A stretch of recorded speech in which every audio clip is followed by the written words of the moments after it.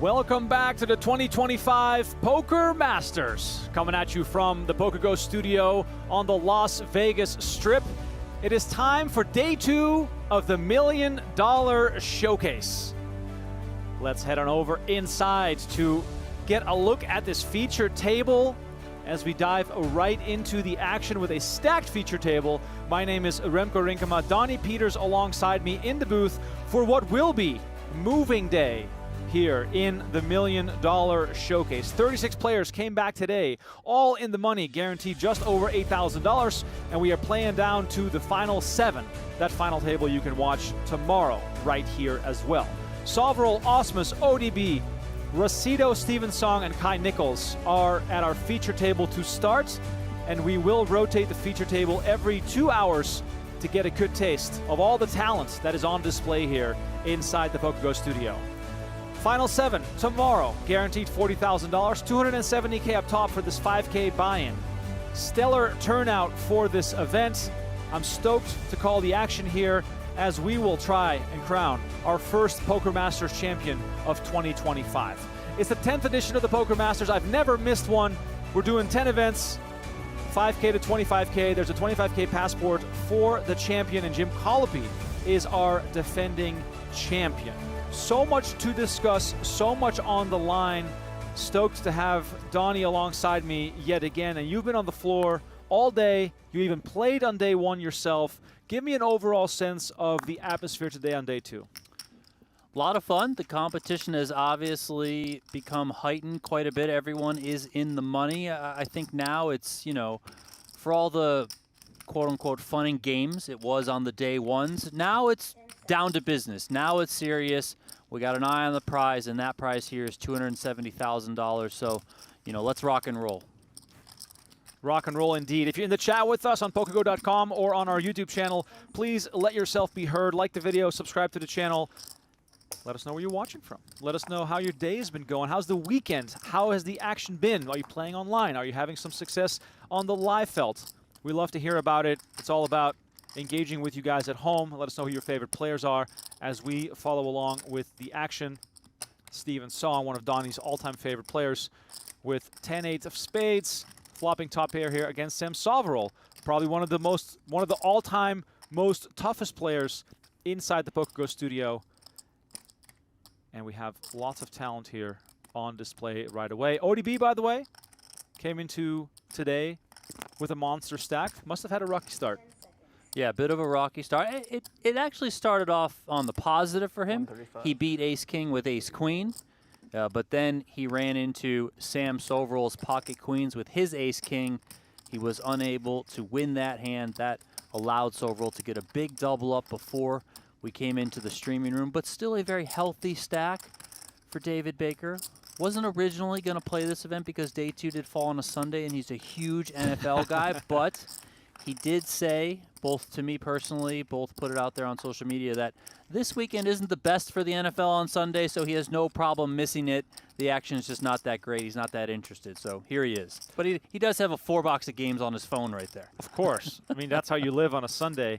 545 in the middle here. We're playing 25K, 50K with a 50K big blind ante. We are playing 40-minute levels. Action will go fast. Soverel, by the way, in this hand made it 100,000 pre. Song called.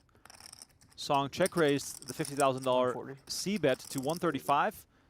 Soverel called, and now 140 from Song as we are caught up on the action. Yeah, I think Soverel was just peeling the flop, trying to turn some additional equity.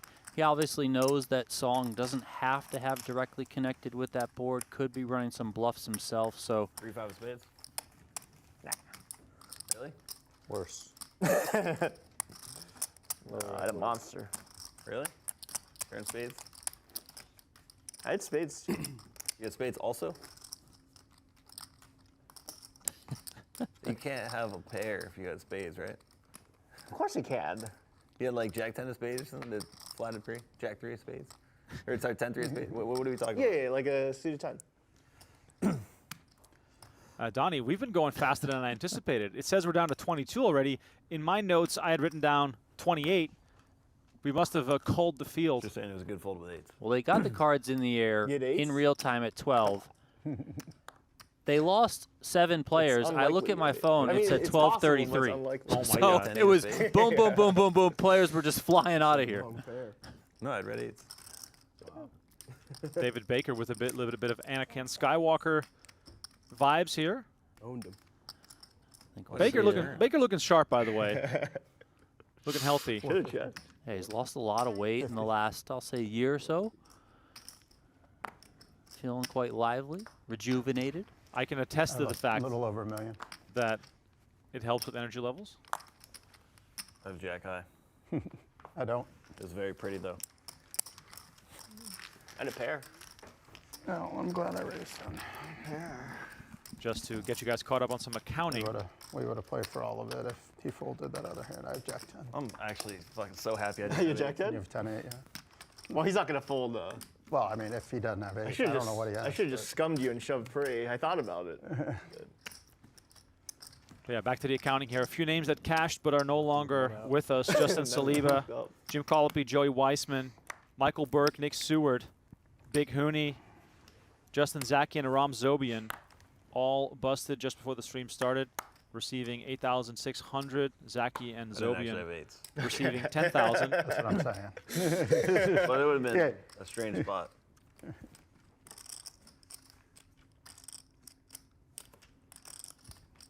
Also want to mention Aaron Massey, You would've called 33rd, Brady? and Andrew Abrawl, 25th. No shot. 2 of the 5 satellite actual winners hand or that 8? advanced to day 2. I know what you would have done with 8s.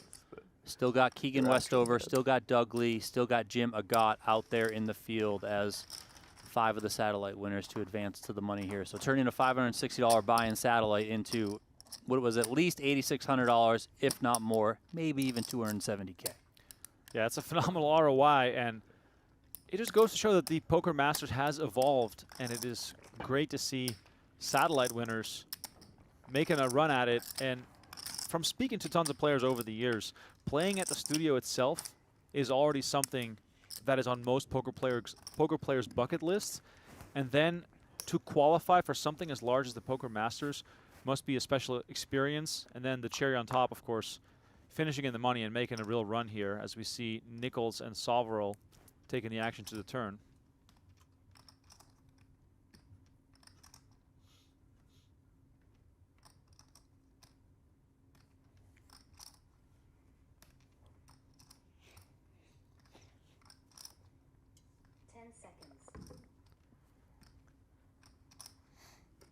Kai Nicholls,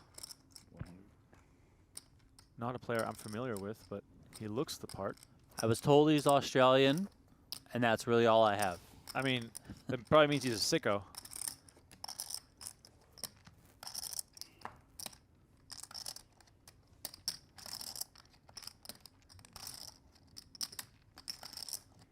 Nicholls attempting to take some control of this hand, opting to break the flow here, lead the turn for 100K.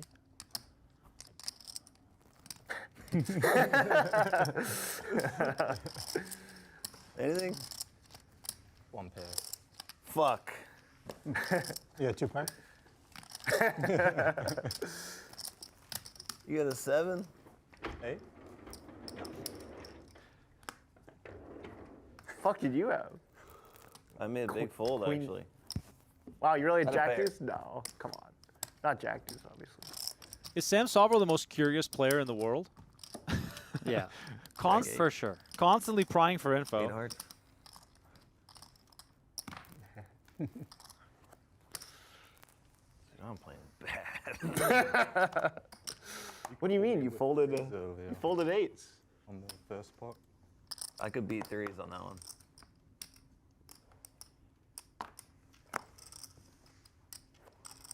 Let me turn my attention to the chat here. Robert Hughes says, I'm new here. Well, Robert, welcome to the show. 21?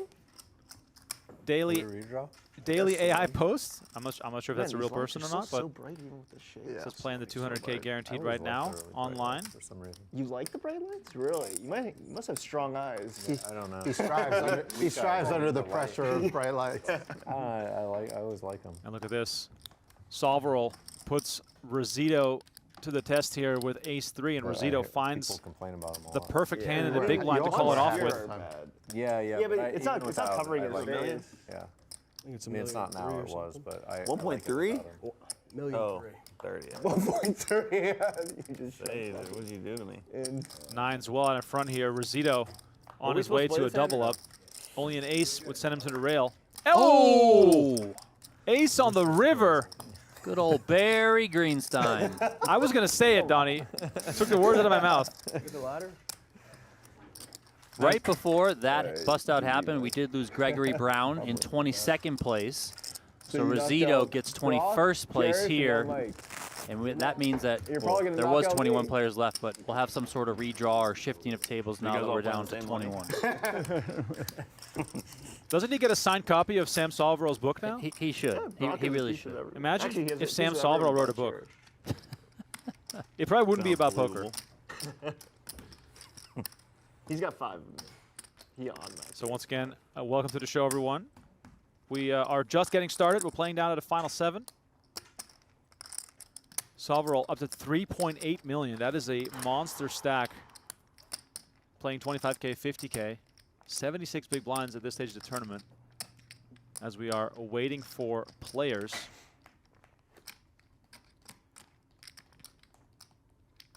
Just a short pause in the action here as we're down to 5 here.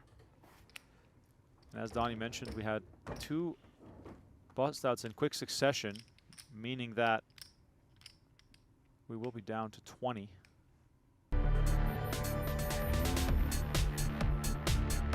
Quick look at the main room there. Paul Campbell walking around, making sure everything runs smoothly. There's Jim Agate, satellite winner. That's right, Donnie. Did you have a chance to talk to him? I talked with him a little bit, yeah. I played in the satellite with him too, that he ultimately got his seat in. Plays around town regularly. You know, you see him in pretty much everything that goes on, 1600 below. I think he was at the PGT Venetian event last week. Big into sports betting as well. He also, interestingly enough, he always has like a suitcase, a roller suitcase with him. I think he's one of those guys that instead of a backpack, he just has a roller suitcase. But every time he rocks up to a tournament, I'm like, did he just get off a plane? Like, what's going on here? Doug Lee back in action. It feels like a 10-year hiatus, but after his recent showing at Venetian where he got 3rd in the PGT Venetian Classic, now especially winning a if he had satellite no here one for the there, showcase and making a deep run. Satellited into that one too. Oh my God. is 3rd funny place for that 120K. use Satellited here.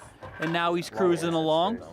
The renaissance of Doug Lee. Here we go. Wearing the WSOP Rio Circuit ring from 2005, where he beat JRB and Jennifer Harmon at the final table. That fact I always have to mention because it's pretty epic. By the way, back then, circuit like 3 events, million, 10K buy-in, 700,000 up top. Wild. They probably played it in the poker room too. I mean, By probably. the sports book.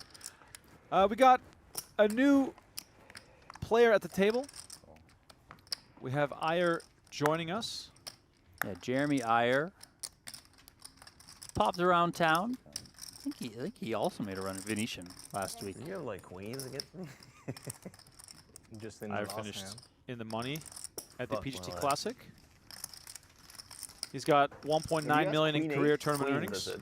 Queen. Pocket queens or kings or aces. His largest cash back in 2023, winning a Hard to have bracelet those hands while in a this one. 5K event. Possible. I remember that. He had very, very long hair down to his shoulders. More likely to get it there than anywhere else, right? Iyer here raising under the gun to 100,000. Nichols and Ausmus And when someone limps, both made the call. I'm saying, well, like when someone plays the hand, there's a lot of possibilities, blind versus blind. You know what I mean? Whereas if someone min raises under the gun, yeah, then the overpairs are gonna be. Is Steven's I was song just talking about getting teaching belted. Sam That's Soverel what I how ranges work? I think we just heard Ranges 101 by Stephen Song. What do you have? So I don't know if you know this, Sam, but an under the gun raise is usually very Yeah. stronger It's than anything. just a limp from the small blind. Had 6-8 of diamonds. Did you really? Yeah. Just boys being dudes, What can I Donnie. do? Just dudes being Hold the men. flop. I can't fold the flop. I could never fold. Nichols in a good spot with I eights backdoor here. everything. Yeah, Takes I should've control of flipped his it on hands. over. If you went 165, yeah, maybe. That one I could fold. I priced you in. Well done. Nice hand. Ire does And you, come if I along and shoved make the free, you call. would have folded. Can Ire The worst use is I was gonna any value bet turn face card on the against him, and I turn just folded to his for 100. advantage, I was gonna or bet 90. are we simply This is looking a to improve our 90K hands? hand, not a 100K. You a 6? I think a Jack face deuce. card on the turn Wow, might that's even slow down Nicholls, so he fucking- might not it's probably necessarily awful. need to use it. Maybe he would So I use laughed it on when the I asked me river. queens, But but I had 10s, that so I'm said, happy. I think ace king high, likely in that sort of middling range where you don't want to turn it into a bluff, might actually have some decent showdown value. So just try and get this to showdown as cheaply as Doesn't possible. matter. You chipped up. Bang, ace on the river. I finally played a hand good. I was just dead.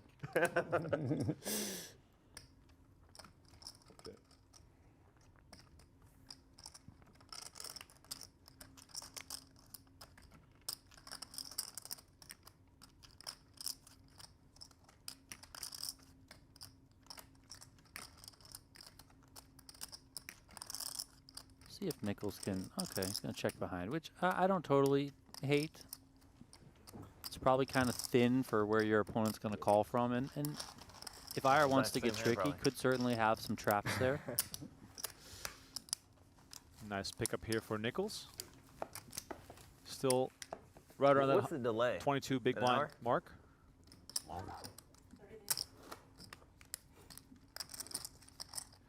The delay to start. Criminals are doing to me in 20 minutes. See if they're lying too. We started with a really long delay, Donnie. Oh, yes. Was it 2 hours and 10 minutes? Yeah, maybe even slightly longer, but it was very long to start. So for those curious, Rare I lie about my hands. we tried to I had to sneak the 8s in speed there. up the game as much as Like we you can. know immediately it's say gonna I'm be joking. shown. No, but yeah, exactly. I never actually lie about my hands. And by working with the long delay, we can cut out breaks, we can cut out table switches, and all that good stuff. And you know, before you know it, we'll be trimming out when Christoph Vogelsang is in the tank on the river. But you know, until then, It's kind of like if you watch something on DVR, Yeah. you know, you fast forward through the commercials. would it actually be funny if it was like a fast forward? Yeah, exactly. Monster for Nicholls here. Pocket aces. Soverel's going to flat in position.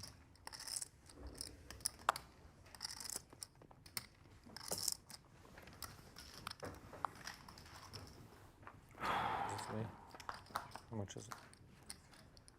Oh, King 7-5. Just a beauty for pocket aces. Not much there for Soverel.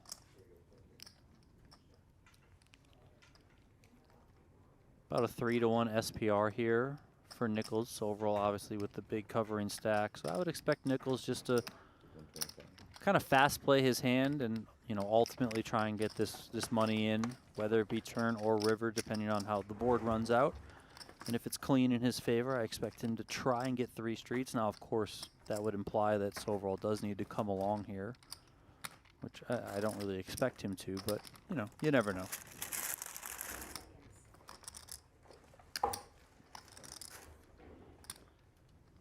Soverel thinks better of it. I mean, that's 3 times now Soverel's had to fold. The 8-6 of diamonds to Song. He had that Jack Deuce that he folded top pair to Nichols. He was behind, yes, there. Folded the ace high, but to the curiosity Check the that what? you spoke to earlier of Sam Soverel, you know, I'm sure he's Did you? his brain is just spinning up what did there. you say? Check the what before? Toast. The toast. Oh, the toast. Yeah, good idea. It is white toast. It's white? Come on. Nah, it's wheat. Oh, okay. It looks kind of. Jeremy Does look Ausmus like with a breakfast Light order. wheat. But it is wheat. You're a big health guy? Wheat toast. Sometimes. I guess you're like- I like it. You know what's the best? Rye. I started like eating rye. that. Rye tastes good, man. It's got a unique flavor. I like rap. Sometimes, I mean, I'm healthy for the most part, but sometimes I'm not. You're in way better shape than you were when you FT'd the main, right? Yeah. Is Back then, pumpernickel or rye? That shit's good too. pumpernickel. Delicious. I don't know. Similar. Shout out Pumpernickel. I don't know if I've had. I've Is surely had pumpernickel a rye? things you don't I find think in a lot of pumpernickel is a places. seed. So are you like I 40? I mean, I You would never say had there's pumpernickel bread and there's rye 45, bread. man. Yeah. Like, I mean, I've had it. I can't remember. what that'd be it- like saying, like, is Rye, white I a know, it's wheat? got Like, that I mean, I unique don't know. flavor to it. Is pumpernickel similar? They ain't got pumpernickel here, right? I don't get out of bed unless it's like an I authentic like asking for sourdough. weird shit like that, just to give him something to do. Go track it down. King, Queen, 7 to distract us from the bread Yeah, conversation. I've definitely got healthier over the years. Yeah. How old were you when you FT? 25, 24? It was 2012, 13 years ago. I was 33. Him and You were what's his name, old? Jesse? Yeah. Him and Jesse were playing every day at Bellagio, and then all of a sudden they were gone because they were deep in the main. They double final tabled. Yeah. Games. There was four. Stephen G played it in there, and Merson played in there, like in the summers when he was there. That was like a four sick people effort, that played in that game Who's occasionally. Stevie? Two of us all the time that made the CG, FT. the Asian dude. Who was that? Stephen G bluffed it off to Russell Thomas with like With the, the What's his- tens what's versus his name? queens or Yeah. something. That was an insane hand. Russell Thomas was at the final table? Yeah, Yeah. yeah. That's basically when he retired. fourth. Yeah, he got fourth, yeah. Yeah, Bolsinger got fifth. Sam Soverel's just learning all You got kind of fifth? facts at this table. I got fifth. Yeah. Steven Song seems to know every single hand from that final table.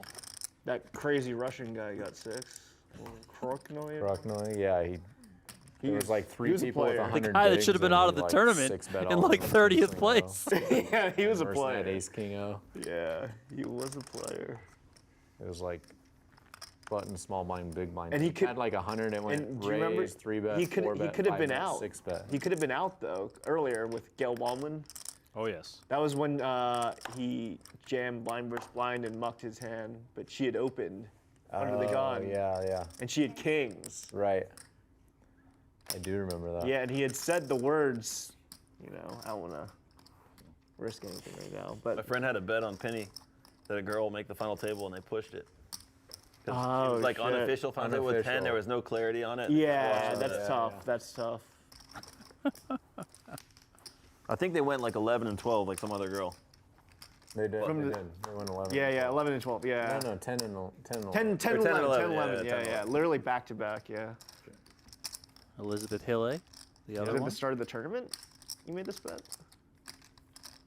No, I don't know how Steven many Song days there were, but it turning was out to be a bit of a I didn't poker even bet. historian. Yeah, he knows but- everything. But there was like decent limits Like, on it. you and I were there, but like, Steven Song sounds like he was at the table.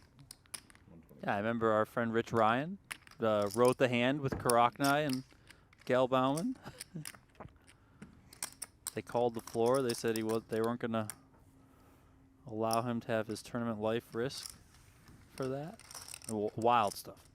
Absolutely wild stuff. I mean, one of the things that really stands out from that main event in 2012 was, of course, Rob Salaburu. You lost, man.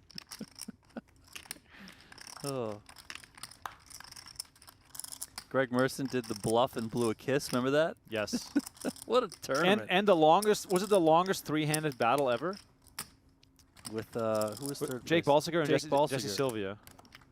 So, You were there.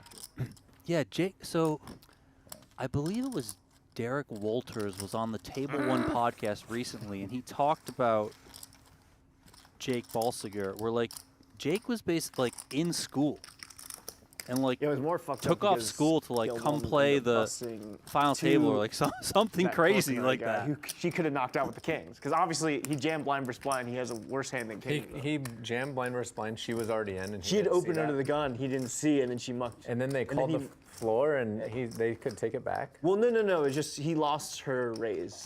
Oh. So But he didn't still have to loses. be all in against the other. No. Well, because this big blind folded, he mucked his hand. Oh, he thinking mucked his hand. Thinking he won. So it was the right rule. It was the right ruling, but like if he hadn't done that, like if he hadn't gotten a chance to muck his hand and she calls, right? And she had king, so she's obviously gonna call. Yeah.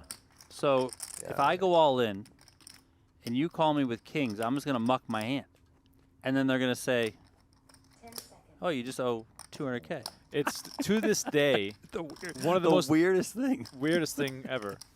And also, given the way they were seated and the way that it played out. Wasn't there a viral clip of like a woman in the 9 seat like getting her hand mucked when she was all Oh, in? the French girl. Yeah. Yeah. That was like She was out. It was the same year. Yeah, she was gone. Yeah, it was. I just started bringing my own hot sauce. And they. Oh, and the What's the craziest hot part sauce? about that hand was I mean, I'm not too. she Oh, I told. have it? Was it Oh, Steve thank Fraser? you. I like to. I can't remember. I think it was Tapestio. Steve Fraser. He asked Like, her I'm not that picky. to tell You know what what the cards best she is? had. Actually, Truff. Then he went Yeah, into the Truff. muck, and those cards weren't in there. Shit, no, those were wrong. Truff's so good. I mean, I like Tabasco. Incredible. So maybe she was lying. Who knows? There's a bunch of fancy ones you can. Not like they're not super expensive. What a but time to be alive. Truff's like Random. fancy, yeah. Nah, but you can get like some. Shout out to craft everyone who delicious hot loves sauce a with all little kinds of poker fancy history. Peppers and shit. We're fortunate enough to have been part of You can get something delicious. a lot of those Good years. ingredient. Man, Anders I Carracco. tried a lot of them, I guess. I've had I mean- discovered Truff, and that's my go-to, man. It's good. It's really good. You should experiment. Yeah. Get a bunch of random fancy ones. Okay.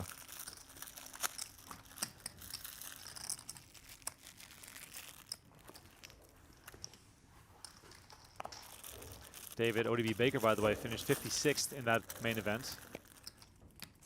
Has not spoken up about that experience during play here, so probably doesn't have good memories of that run.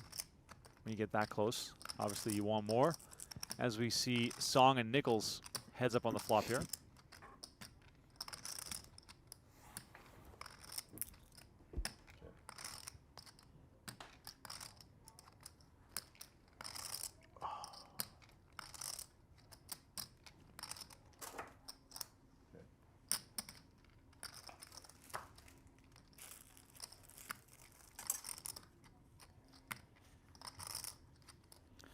Action going check, check. Song electing to play a little pot control. Does have the ace of hearts in hand, and of course that gutter to Broadway. Ace high could be good here. Could have a decent amount of equity. Just wants to try and realize as well. Nicholls going to take some initiative. 125. Don't think we're going to see Song fold here just yet. His hand's still too good. You do beat some bluffs. Have decent equity against some ace highs or some value hands. 9 completes the board. In Nicholls' situation, is that a case where you just stab once and then surrender, given the texture and given your hand? Yeah, I think so.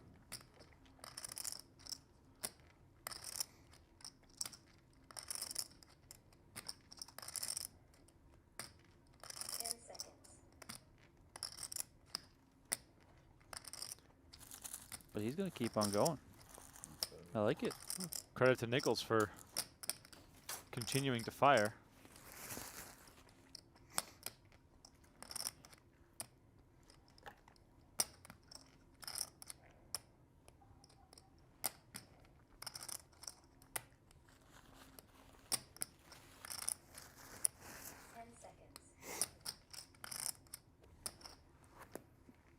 Oh, wow. Yeah, there you go. Song. Steven Song all in for 610,000 and a quick fold from Nicholls.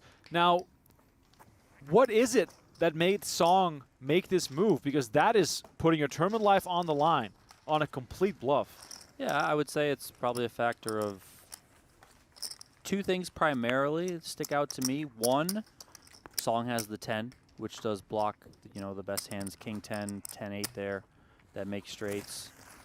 You know, you're also probably likely up against maybe a one-pair hand at best.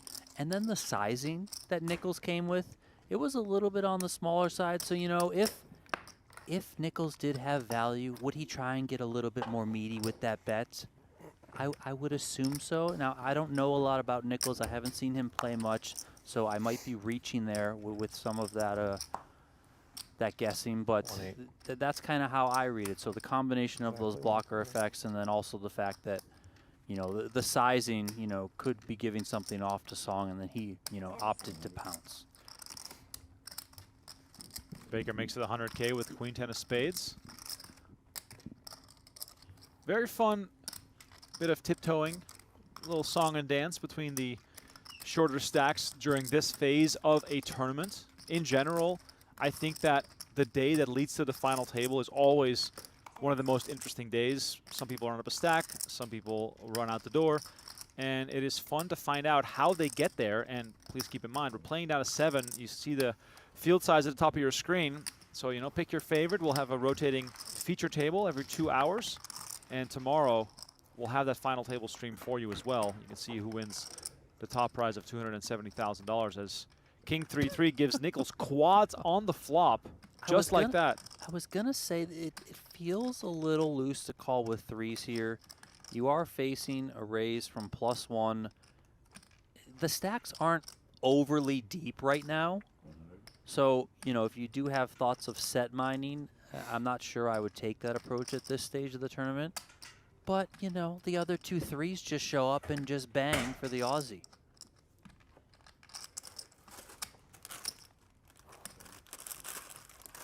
And Nicholls slow playing here, obviously. Donnie, when you have a hand as strong as quads, what's the general hope and approach? Because it is so hard for your opponent to have a hand. Now, in this case, Baker could very likely have a king here, given the fact that he'd raised pre-flop. But still, it's hard often to extract good value when you have like a monster hand like that. Yeah, I mean, I think in a lot of cases, you really do just have to slow play and, I mean, for lack of a better description, hope that your opponents hit something and catch up in some way.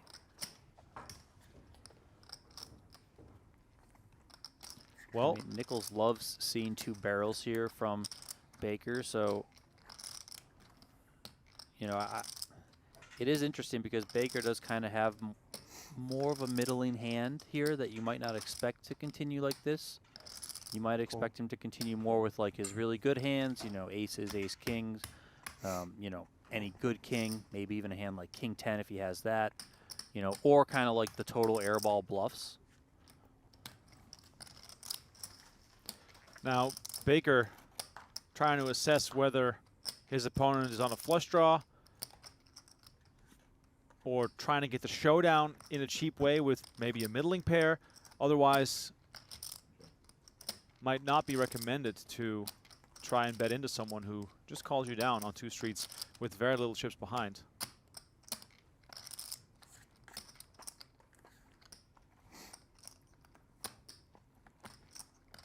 I mean, Nicholls is obviously going to go all in here. He's got 440 back. There's over $1 million in the middle.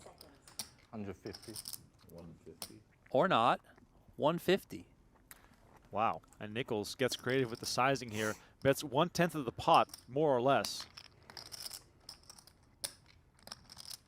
I would rather go all in. I would, if you do get called, I want to achieve the max value.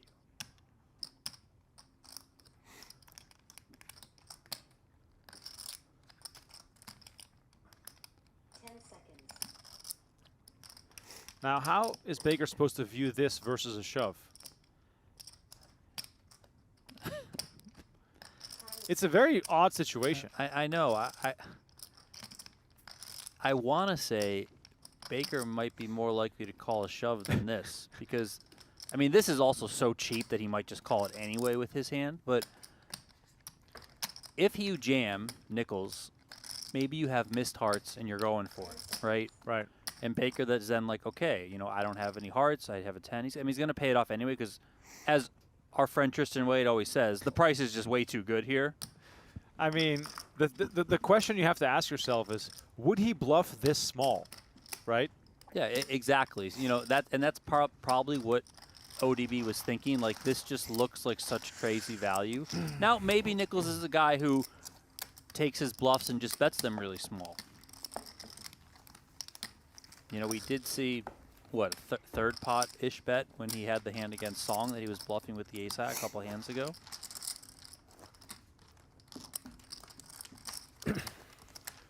Well, that's a nice chip up there for Nicholls, and Baker now probably wondering if any of his sports bets are winning because his stack is dwindling and he might be at the bar soon watching football the rest of the night. I mean, what am I saying? He's watching football the rest of the night anyway, whether he's in or not. He's got the phone on the table with 4 games going at the same time. Anna asking in the chat, how long is the stream tonight? We're playing down to the final 7. So you see on the screen there, we're down to 19 players. Playing down to there are 7 left. The bubble will be really fun. It'll be 2 tables of 4. So 4 and 4 until we get down to 7. So a little 4-handed action coming to us at the end of the night. Trash Panda is wondering if we are streaming more tables than just this one. No, we just have this table live right now. We will have Poker Masters Day 1 bonus coverage on select days during the series. And during those days, we might have a little bit of outer table coverage as we also try and play down to the final table on those days. And here, 8-6 of spades for Soverel again. Didn't he have 8-6 of spades before? He had 8-6 of diamonds. Diamonds, my bad. Flops open-ended here versus Ausmus with deuces. Sevens pair. Ausmus wondering, what am I doing here? Seems like it was a quick break. It's just every 2 levels. Oh, Yeah.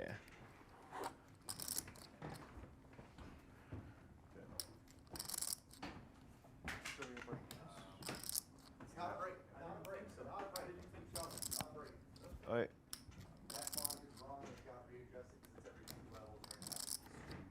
Oh, shit, sure. Oh, I guess we only played 1 level. Yeah, but I thought they were. just got back.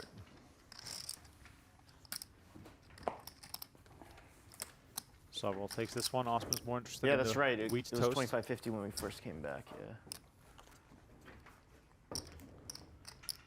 So we're not going on break. Play will continue. We got Christy in the chat helping Are you out. playing Eric is 60 here or as well. 50 Thank now? you to the mods who always support us. Probably 60, right?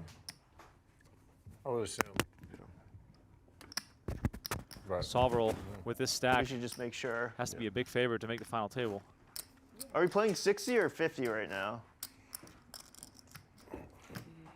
So the next one is 30-60. Okay, 36.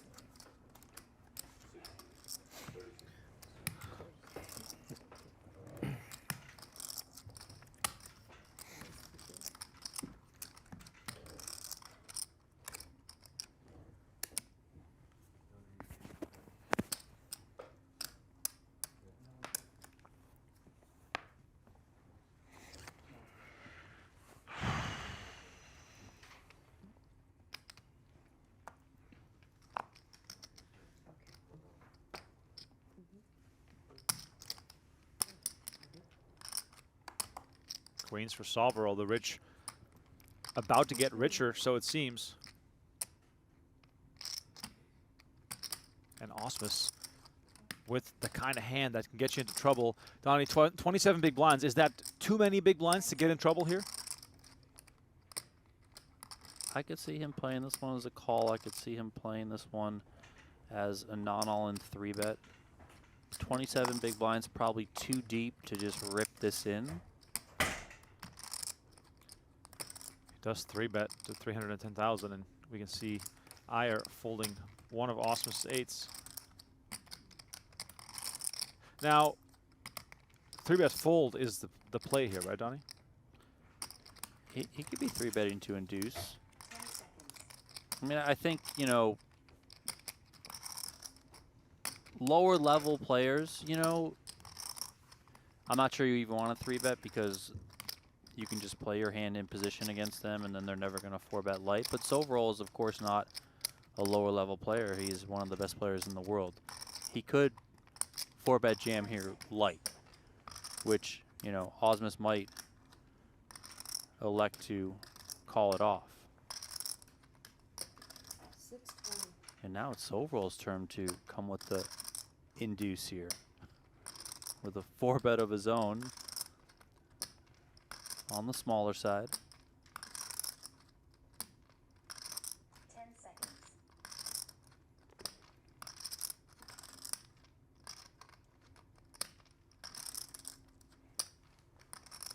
Time extension.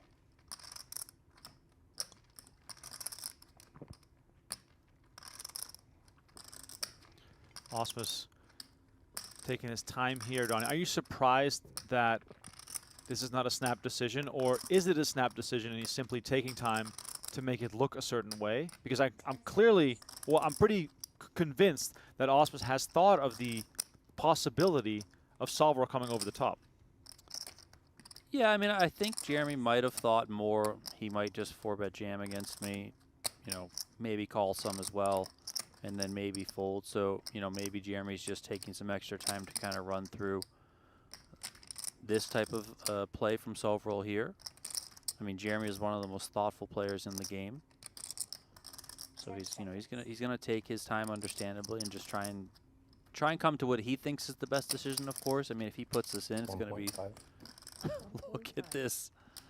He makes it 1.5, which is basically all in. All right, so Ausmus makes it 1.5 million after some hesitation.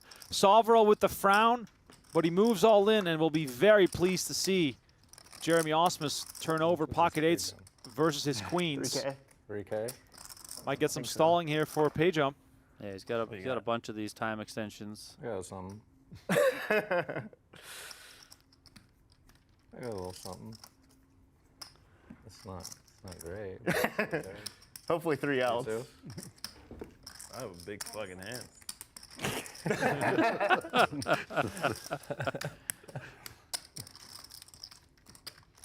We have ace king. Huh? Hopefully. We have ace king of hearts. Hopefully. Yeah. Oh, you have jacks? Ace king, what the fuck? Oh, You have two ace lives. king off? Why can't you have ace king? What do you mean? I'm better than I'm king. hoping for a flip. Oh, you're saying What I'm getting at. fair, yeah, 10 seconds. Right, I'm not gonna waste some more of these. So Ausmus here, Time extension. just taking a bit of extra time here in There's some hopes team left, okay. Period. someone busts. And I think There might I be hadn't another. updated it. he Yeah, just I got got his, pay jump. he got his wish. There might be. Yeah, it might have been worth more to stall now. Yeah. Bigger, big. Would have been. No, I think it's another 3K jump, right? Every jump's 3. Yeah, you're 2 off now. All right. All right, so Ausmus looking for a miracle. Maybe An that 8 was has one, already too. been folded. And 4-4 deuce is not helping his case either. You've done it for 2 years.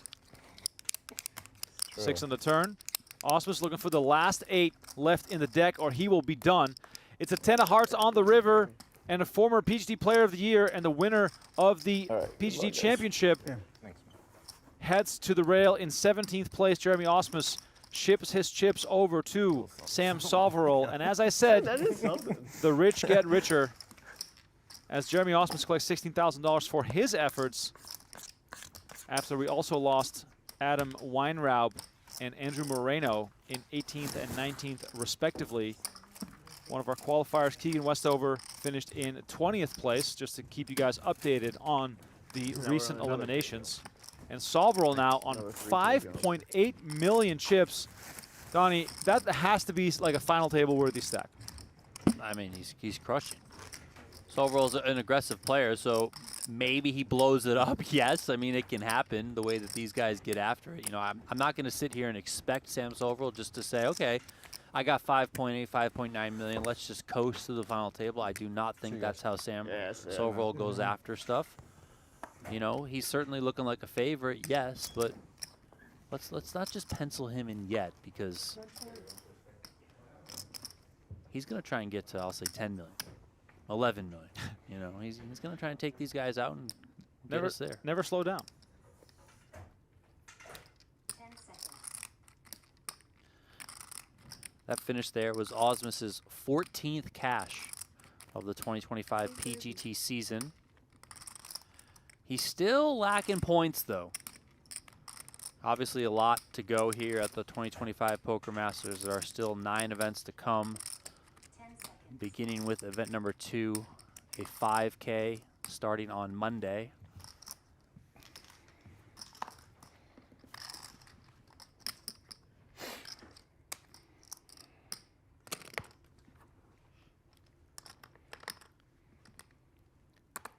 Oh. Posturing there from Song, perhaps, and gets out of the way. Soverel, quick to surrender.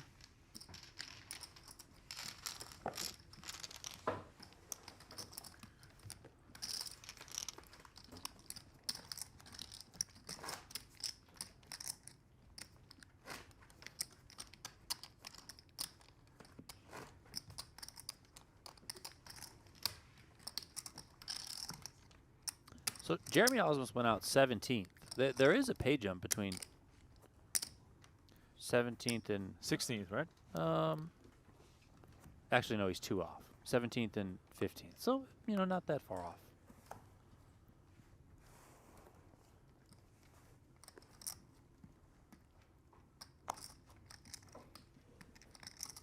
I don't really take Jeremy Ausmus as a guy to be using 8 time extensions to try and get a 3K pay jump.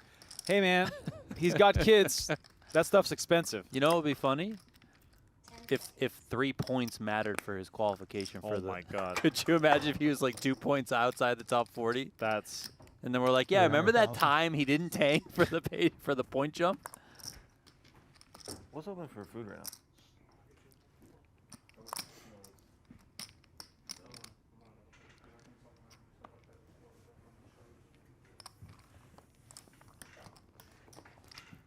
David Baker jamming here from the button, getting it through. No way Salt and Ivy's still open, right? What's that? At 2? No, I was saying no way Salt and Ivy's still Oh. open. No, they Like said at they said 2:30. it closed at 1. Closed at 1, right? Yeah. I mean, I'm surprised Jeremy even got it, but I mean, Maybe they're open later for Saturday, Sunday. that's for Sunday maybe. Sunday 'cause we brunch. never. Yeah. That's actually possible. I thought it closed at 2, but last call was 1 for the orders here at the studio. these are the main things that these players are concerned with.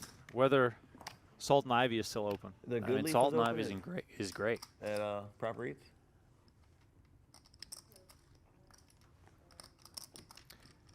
Baker, Can I the get short stack at the something table from now. 8 big Like blinds.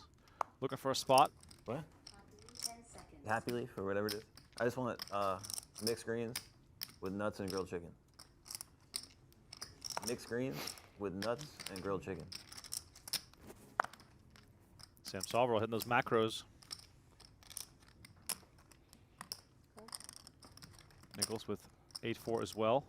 Let's see if Soverel allows for a free flop, or I should say a cheap flop. 10 seconds.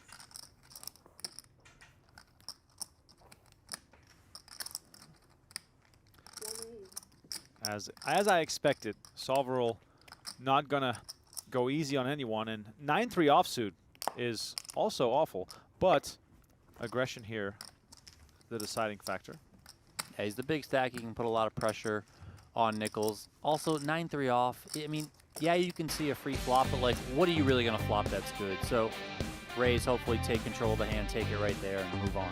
All right, Soverel in full control. If you want to know what it feels like to be in full control, you better start studying right now with the all-in-one study system for everyone from beginner to elite. Go to octopypoker.ai and check it out right now. It is fun to use, affordable, and full of features. Go to octopypoker.ai to learn from pros like Stephen Chitwick.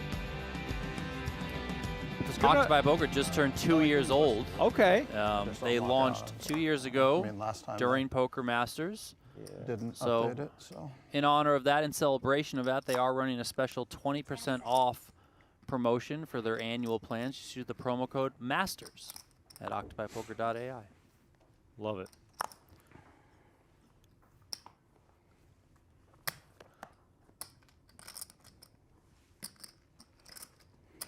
You have like 2.5? Once again, welcome to the show if you're just tuning in. A little more than that. Remco and Donnie on the call today. Jeff and Brent on the call for the final table tomorrow. 2.6. Final 7 will return. So we have 16 left right now. Hope you're enjoying the coverage here on this Sunday late afternoon. Hope all your sports picks are coming in. Hope all your survival teams are advancing. Maybe some luck at the tables yourself as Soverel limps in and Iyer checks. Soverel with a big hand here, but might be hard to make that thing materialize. But Iyer hitting a 9 might help Soverel's case here. Yeah, I don't expect Iyer to just fold right here. I think middle pair is certainly good enough to continue. King high texture like this, Soverel probably more likely than not to bet it. 6 of diamonds on the turn. Soverel just looking to perhaps induce any further betting to Yeah. not make this thing too big? Play a little, yeah. Play a little bit of pot control. Don't want to just inflate a pot out of position, which what is essentially second pair here. And this is just a great card on the end for Sam.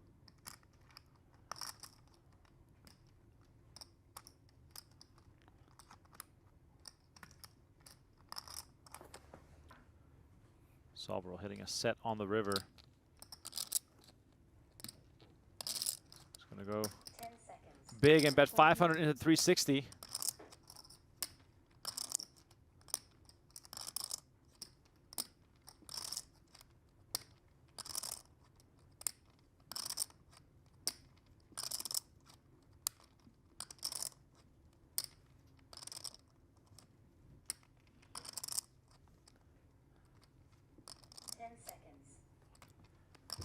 Iyer lets it go, and Soverel rakes in this one.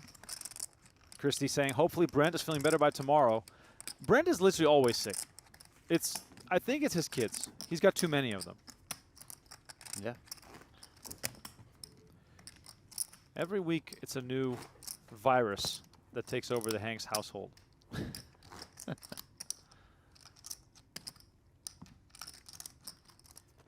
I'm not excited for that phase, Donnie. I know you're probably in the middle of it too. Oh, yes. I mean, it's every other week. Just got to pray that you don't get hit with something crazy. Queen 10 for Song has been quiet for a bit here. I know it's a tiny sample size, but we're 22 hands in. Song's played 14% of the hands. 10 seconds. 120.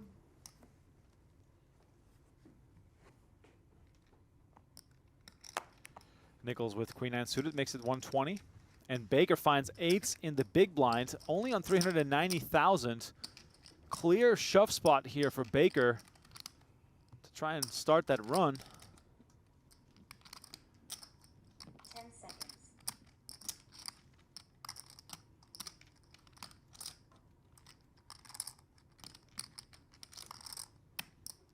$375. 375, leaving himself with the chump change behind. I'm And not now, all in. Another 75 behind. now for Nicholls, Donnie. 375, and I have 75 more. Is Queen 9 of spades good enough? I'm going to say no, because it does represent a solid chunk of your stack. You know, we heard Baker said 375. He's got 75 behind, so 450 total. I mean, right around a third of your stack.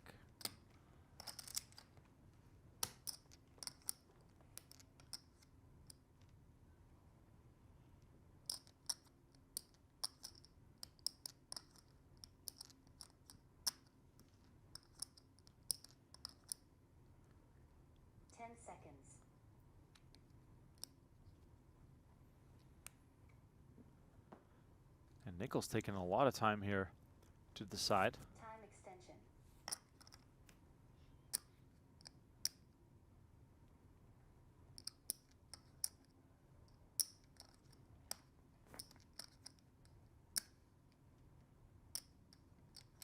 Oh, yeah. I'll win. Oh, he's going to go Wow. with it. Here we go. Nicholls going for it. He wants that Oh, that was nice of him to coin give you a flip. minute. I mean, I think he was really deciding. But I'm very comfortable with my hand, but hope he doesn't have like Queen Jack or something. Hopefully I have like Ace 5 or some That small means you have pair. 9s or 10s. Yeah. Wait, they said it was a 30-minute delay? Yeah. That's what they said. Is it how long? Somebody said it was, texted me it was 2 hours. That's what it said. 2-hour delay? That sounds more I see right. like hours away. Yeah. I don't think there's anything going that says like. All right, so Baker calls That's it not what off. I wanted you to have. And he's up against the worst hand. Or at Oh, least you didn't even use a time bank. one of those combos you didn't I want to mean, see. If I win, I would like to have the time banks. I don't know if you even use them that much, though. Yeah, but it might All right, be Baker Yeah, looking yeah. for spot. those 8s to hold up, and Nicholls finds a tasty flop. Optimistic. Picks up a flush draw here. And a jack pairs on the turn. It's not going to do it. Queen 9 or 3. spade. And it's a spade on the river. Good game. And that is it. The day is done for David Baker. He will bust in 16th place after coming into today with one of the bigger stacks. The Bay 101, which tournament is it? Oh, the Baker double collects 17,500 for his efforts, and just like that, we're down to 15. No, it's a 5K. And now I see 14, so we must have lost someone else. It's Yeah, I definitely- believe what happened here is Yeah. David Baker and Peter Neff, who's on an outer table, we- busted are we, at the same time. So they chop the pay jump, and they take $17,500 each. Nice. Yeah, they're not even live yet. Yeah. Players Like an hour and a half. learning 2 about hours sounds right, to be long honest. delay. Yes. No, it's never 30. Where are you from? Australia. Where though? Near Newcastle. 3 hours north of Sydney. Newcastle. I got friends there. Shout out Holly and Dave. Met them during Aussie Millions a long time ago. Here's a look at Global Poker. Got an exciting promo here. Use promo code PokerMasters50 because heads will roll in Global Poker's Hydra tournament. With this offer, your first decapitation is free. For $50, you get 250,000 gold coins, 50 free sweep coins, and a sweeps coin Hydra satellite entry. Play smart, and you could be staring down the 150,000 sweep coins guaranteed final. Don't wait. Use code PokerMasters50 before October 2nd at globalpoker.com. Terms and conditions apply. A look at the outer table here. Neil Warren, Lucky Chewy, Ostapchenko, Jeremy Iyer, Stephen Song, Kai Nicholls, and Jim Agate at table 2, which means we've done a switcheroo. Yes, that rhymes. And we've got some new faces inside our streaming room. 14 players remaining, 2 tables of 7. We're playing down to the final 7. So we got 7 bust outs remaining before the night is done, but the battle will be fierce. Before we get there, Sam Soverel leading the way with 6 million, and Doug Lee joining us on the feature table with 4 million chips. Quinn Zhao, David Coleman, Mitchell Halverson, Spencer Champlin, and Peter Mugar on our feature as well. Some new faces, some familiar, some maybe not so, but all eyes on Sam Soverel. Let's see if he can continue to dominate here. Fun little nugget here of this table. Spencer Champlin won the first event of last year's Poker Masters. He won a satellite to get into that one. He got heads up with Jessica Vierling, who was also a satellite winner. So 2 satellite winners last year in the opening event of Poker Masters went heads up. And now he's here at this event's feature table, deep in the showcase, 14 players left. He's got another satellite winner, Doug Lee, at this table. So, you know, kind of a whole thing of like worlds colliding. It's going down. I love this. I absolutely love this. So you know how we did some commentary on Doug Lee at the Yes. Venetian, right? So in the satellite, I get moved to his table. He looks right at me. I haven't even put the rack on the table. He looks right at me. He goes, "You know what I was doing, right?" I said, "What?" He goes, "Playing ICM." I said, "What? Was I critical of your play? Like, I don't know what." Like, he's like, "I was playing ICM." I mean, I was like, "Oh, okay, I got it." Like, what? I mean. he was playing very tight So there. I guess I must have been critical or something. 'Cause Well, before I could even get in the chair, Remco, he's like, "You know what I was doing?" Like, okay, Doug, I got you, buddy. It must have been the ace-queen hand, Donnie, where he folded pre. Was it four-handed? I think it was four-handed. Either way, Doug Lee showing us that. Listen, there's nothing wrong with ICM. Like, I get it. I mean, it is for poor people. That is true. 10-8-6, 2 diamonds. Soverel flopping top 2 against Champlin. 4 clubs on the turn makes things interesting as Champlin picks up a flush draw. Sometimes I just forget what I say about people on these things. I always am worried when someone texts me that was just on a stream. I'm like, oh, God, I hope I didn't say something stupid about this person. I also forget very often that people actually listen to what we say sometimes. Exactly, right? And look at this, Soverel betting 475 into 300, so he comes with the overbet. Donnie, is that overbet sort of with the function of this board looking so dangerous in so many different ways? Yeah, I mean, listen, there's a lot of draws there, so these stacks are pretty deep, you know, all things considered. So just taking a polar approach, trying to, deny some of that Wow. equity. And look at that. Champlin just gets there. Champlin turns a pair and a flush draw into a rivered flush. 1.25 million in the middle. Soverel with the overbet on the turn, tried to shut things down, or at least, charge that big price. But the big price did not scare Champlin. And because the flush draw is backdoor, do you think Soverel might be thinking of value here? 10 seconds. Yeah. I'm not sure. You can check this hand if you're Soverel. On. Yeah, he Wow. does go for it. Soverel moves all in, and Champlin, who rivers his flush, is going to make the call and double up.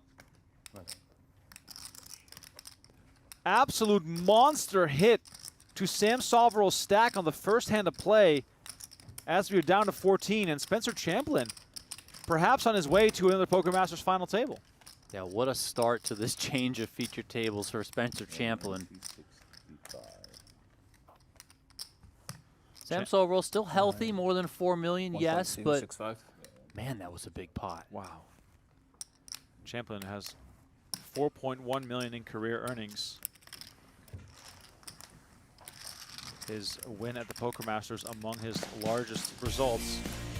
Man, that was a big blow to Sam Soverel as we look at PlayPokerGo.com. Win a dream seed to play in the 2025 PGT Championship. Play free on PlayPokerGo.com to enter.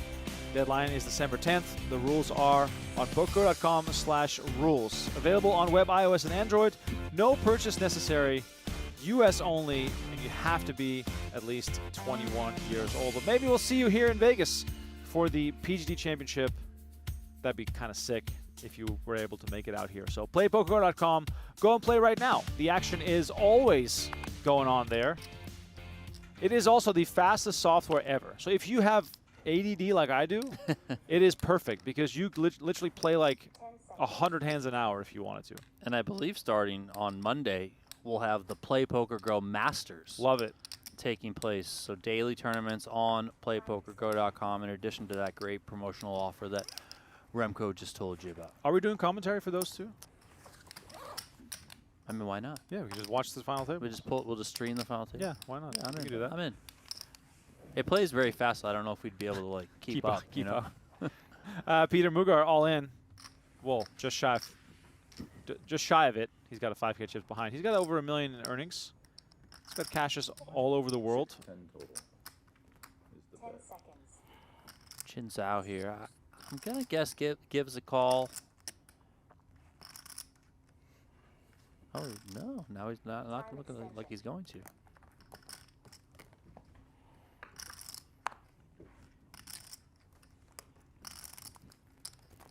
Chin Zhao finished a runner-up to Jeremy Becker in the opening event of the PGT Bounty Blitz. Oh, thank you. Yeah, and over there, he was kind of like the unknown quantity. Yeah. Just seems very comfortable here in the studio as Mugar takes this one down. Quietly rakes it in. David Coleman, by the way, no stranger to this very studio. The heater of a lifetime. Feels like a long time ago now. But David Coleman had that run at the beginning of 2024, I want to say, where he went, let me get this right. He won a Venetian deep stack on January 4th. Then he won the PGT kickoff event number 1, January 11th. Then he managed to final table 4 events in a row, winning another one on January 14th. And then 2 weeks later, he wins an event at the PokerGo Cup. Literally 2 months later, he wins a US Poker Open event. Just an unbelievable run in 2024 for David Coleman. You should look at his run. Look at the top of his Hendemab, the last like 7 things. Oh, he just took all the money from Spain and just like He finished second place in 4 events at EPT Barcelona. Second place for 97K, second place for 341K, second place for 387, second place for 1.3 million. I mean, just nonstop. I think it's time to work on this heads-up game. 10 seconds. One of those, he did finish second place to Jeremy Ausmus. Jeremy Ausmus won one of those tournaments over there. But, I mean, Just an incredible heater for David Coleman that he's on. Coleman is a streaky player. Yeah. When you're hot, you're hot. He came into today with the overall chip lead. Crushed it on day 1B. 9-4-3 here in the blind battle between Zhao and Mugar.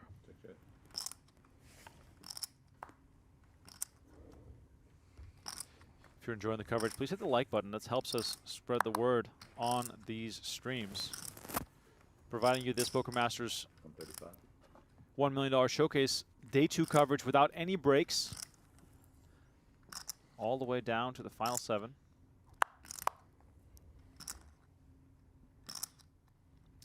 Zhao on the turn here, betting 135. King high for Mugar is best, and it looks as though he's interested here. Makes the call.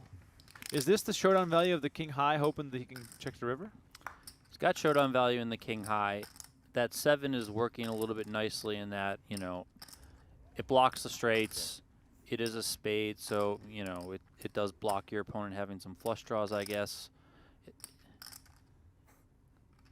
Probably just want to check this one back with the way played. I mean, unless he had some other plans.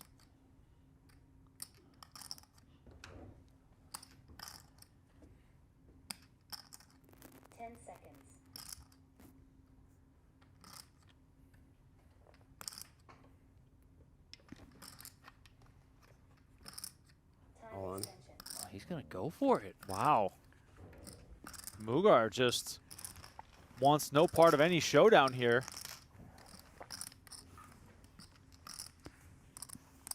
And whenever you get the snap fold like that, you know, you kind of initially think, did I just bluff with the best hand? I might probably just snap, put it in the muck.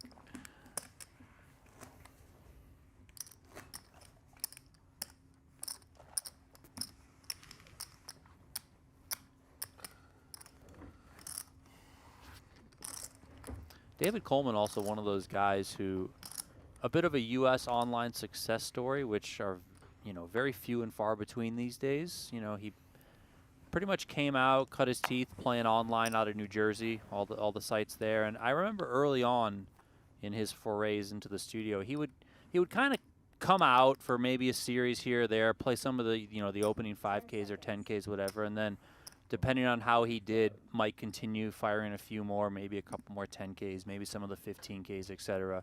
But if no success, he would often leave, likely going back to New Jersey, grind up his roll again online, come back out and try it again. Eventually, it just stuck. And, you know, now he's a staple here. He did relocate out here to Las Vegas, and it's one of the best. Your timing of this story is quite good, Donnie, because he finds pocket queens in the big blind with a raise and a call in front of him. Now, when Coleman ultimately raises here, Donnie, there is some element of, you know, it's kind of like a squeeze play. There's a lot of dead money on the line. But what's the worst kind of hand that Coleman does this with? I mean, the worst ones I would say are, you know, probably any hand he wants to leverage as a blocker, you know. So let's say maybe he does it to some degree with a king-queen's offsuit. You could also just call that. But like ace-5 off, stuff like that, you know, the big little combo. Do you really want to take an ace-5 off, for example? I mean, I'm using that hand as an example. But do you want to take that one to a flop multi-way? You know, even if you flop an ace, you're going to kind of be in some no man's land, out of position against 2 players. Also throw in the fact that, you know, we know Coleman is an aggressive player. He can get after it, which your opponents know. So when you do have a value hand like a queen's, your opponents can be like, well, is this guy up to something? Is he just taking the spot? And then maybe you do get played back at some. 560. Time extension. Zhao is giving it serious thought here with ace-7. I mean, we haven't seen a whole bunch of Zhao overall in the studio, but in the limited action that we have seen him in, he definitely does seem like one of those players where once he kind of commits chips to a pot, he doesn't like to just go away easily. He might hang around a little bit longer than most would, which, you know, in his own right makes him very tricky to play against because his range can be a little bit wider. I mean, right now we have a very interesting situation on our hands because both players have the majority of their chips in the middle here, and Coleman with a disaster flop for his big pocket pair as Zhao hits an ace. Yeah, and all things considered, these guys are not very deep at all. A 1-to-1 SPR here after Zhao made that call. So, I mean, if you're Coleman here, 10 seconds. you just want to like disappear under the table when an ace flops, because there's going to be 250. a good amount of aces in Zhao's range here.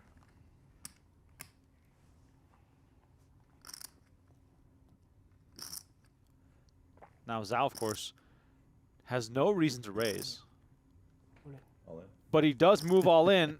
Is that protection against the spades? I mean, I think Zhao is the type of player where he hits his hand, he goes with it. I do agree with you. You know, I don't think a raise was necessarily the way to go here, because, I mean, maybe Coleman gives him a spin here with these queens, but I don't know. It's tough. You have the queen of spades in your hand, which does remove some of those, you know, the queen jack of spades, the king queen of spades, stuff like that. That might be, you know, those semi bluffs that Zhao could be on. So really tough spot here for Coleman. And then if you're Zhao, you know, a hand like A7, most of the time you get called here, you're going to be beat. You know, to your point where, like, you kind of just want to keep the worst hands in.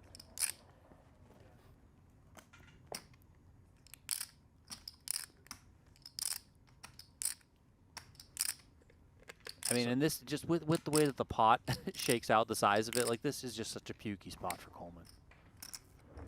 Now, is Zhao making his hand look weaker by shoving here? I mean, I think Coleman knows he is probably up against an ace a large amount of the time here. Yeah, maybe he's got some spades. Time extension.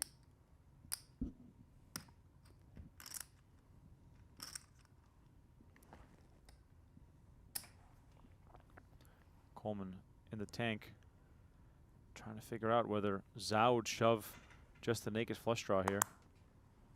Because if he's up against an ace, his hand's in real bad shape. How much does the backdoor straight and flush come into play here as Coleman does make the call? And it's Zhao's tournament life on the line, but Coleman with only 210,000 more chips than his opponent. We got 3.6 million in the middle. And we're going to run it. 8 of spades, a card with potential, and another spade. It goes runner, runner, spades, and Zhao hits the rail, and he is in shock. Someone might have to tell him that he has to leave. Wow, lucky. He ran out. That is disgusting. David Coleman pulls it out of the hat. Out of the hat? I thought you were going to say somewhere else, because that's what David Coleman just did. A gross spot for David Coleman, a gross run out for Chin Zhao there, and it sends him out the door. God, I might just have 7-4 of spades. I feel sick. I might just have 7-3 of spades. Coleman, a little justification here, saying that he thought the naked flush draw was a real consideration. Obviously, that's... I don't disagree, you know, having watched Zhao play some hands, but it's, you know, it's still, it's a tough spot to make that call. And you're going to be up against a bunch of aces for Zhao specifically, for sure. So, but hey, sometimes it's better to be lucky than good, right? Donnie, newsflash. It's always better to be lucky than good. What if you're lucky and good? See, that's where it gets tough. Those people are the worst. Like, you're already good. Why? Well, I mean, David Coleman's for sure good, so now he's lucky. I mean, it's hand the guy the trophy, I guess. I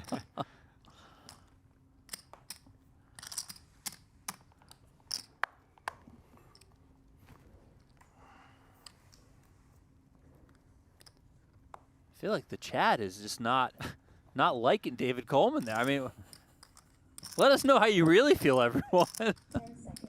Rudy says that's how the pros do it. Maybe that's why he's a pro. When you can find the runner. Coleman right back to it with ace queen, and he's just going to limp in on Doug Lee's big blind. And first time we're hearing from Doug Lee here. Yeah, well, he's going to hear it right back from. Can I call David Doug Lee Coleman. a former internet legend? He might just be an internet Still? legend. Still, I mean, yeah. You know, he went dark for a little while, but he's back, you know. All right, so Coleman calling the raise, and now we see 9-3-4.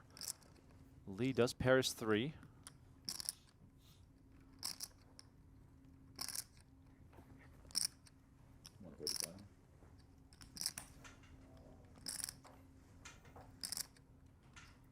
$135 hit from Lee into 360. Are you surprised Coleman didn't come back over the top?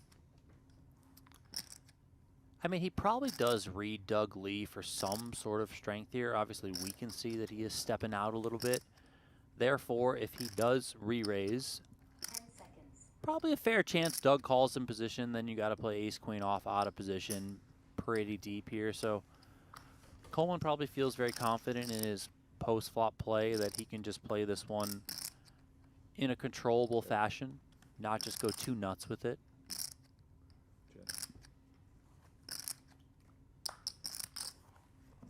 And look, guys, David Coleman runs out another flush. What do you know? I'm sure the chat's going to love this one too, right? That's how the pros do it, Donnie. That's how the pros do it, baby. Just run out flushes. that's how David Coleman does it, right? Just flush. 10 seconds.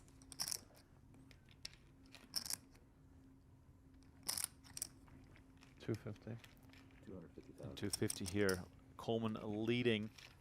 Now, terrible run out here for Lee, who already had quite a weak hand.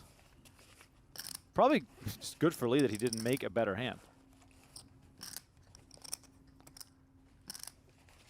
Yeah, I would imagine it's extremely difficult for Lee to call here, but wait, hold on. Whoa. Doug, slow down. Doug Lee is turning the screws on David Coleman, and this is a very unexpected play.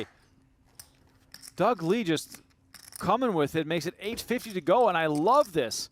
Whether it's the right move or not, I love the fact that he's going with this aggression here. Doesn't have to do this. He has a big stack. He can just sit back and relax, but instead, 10 seconds. he's putting the pressure on Coleman, but Coleman has the queen of diamonds. And I think Doug is just playing to his own image here, meaning, like, I think players probably view Doug as on the more conservative side, a little bit tighter, so he also might feel like, I'm speaking about Doug, that Coleman would have raised an ace, but Coleman too good right here. He's going to call. Well, Perry, you got it. Doesn't really want to show. All right, so Lee does show the 3, and David Coleman on a run right now. Right after we spoke about the 2 runs he went on, one that he's almost kind of still on, dating back to EPT Barcelona, where he got 4 second-place finishes. David Coleman now on 5 million, and he's our new tournament chip leader with 13 players remaining. No one going to comment about how he went runner flush again? Like, no one's going to say it? That's how the pros do it. I would expect Sam to say something. He likes to throw the jabs every now and then.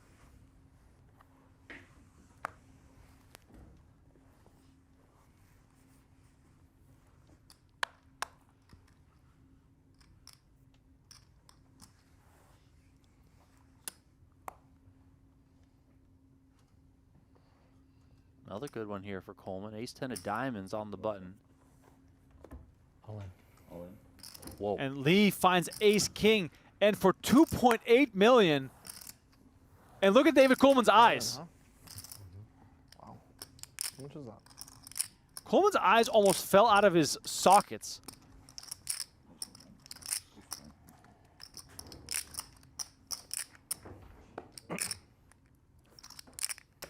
See investment? Is this a frustration shove? 2, 3. I don't really know what this is, to be honest. I mean, it's 2, 3, 4.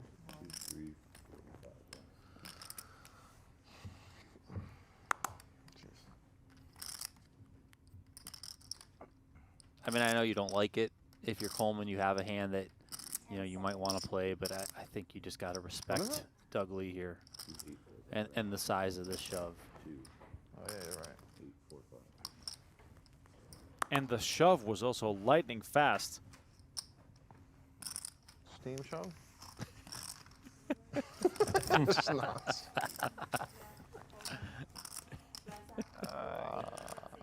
Doug Lee keeping Team shove. the other players on their toes, that's for sure. I can't lose 2 in a row. Jesus.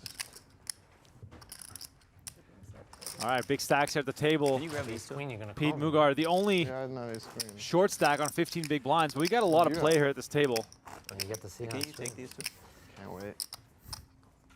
Ace 4 all. Ace what? Ace Or- 4 all. That beats you, right? No.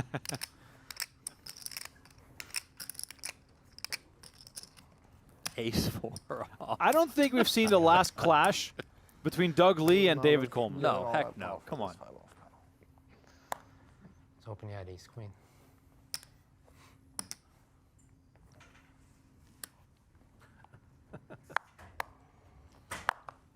Mugar I with don't know. I 5. think Coleman might throw up on himself if he had ace queen there. 10 seconds. 900. 900.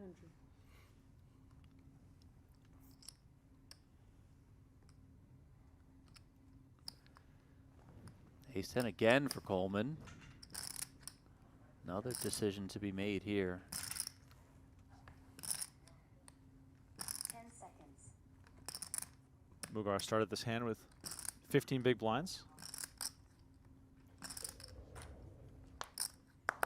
Time extension.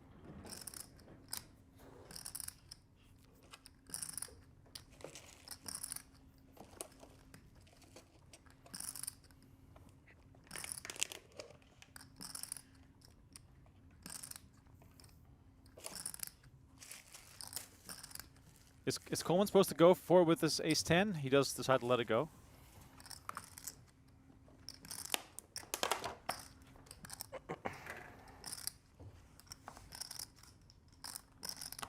Actually folds to Champlin in the big blind. He's got the ace deuce suited. And Mugar will pick this one up. Much needed for him.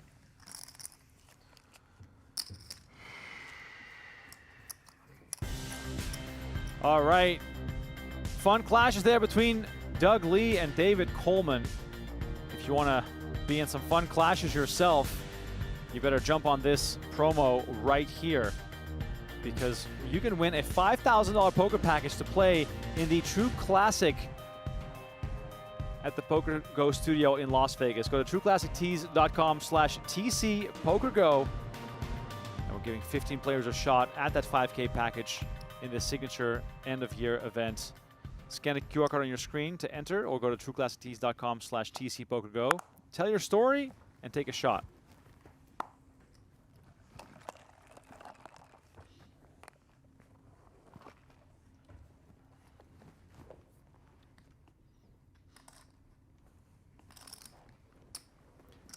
Folds quickly to Champlin in the small blind. He's going to attack Soverel's big blind, who has 8-6 again.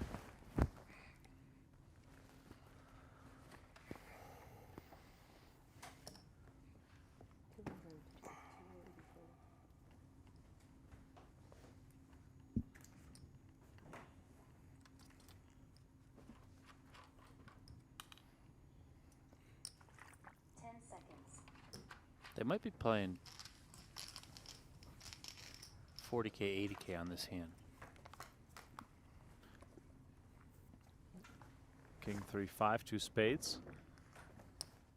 The raise was to 280 from Soverel. Champlin made the call. Champlin flopping a flush draw.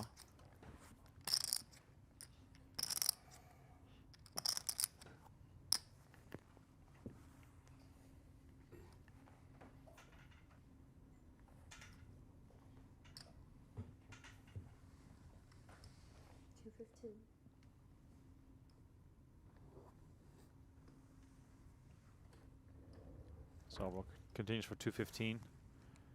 Champlin happy to continue here.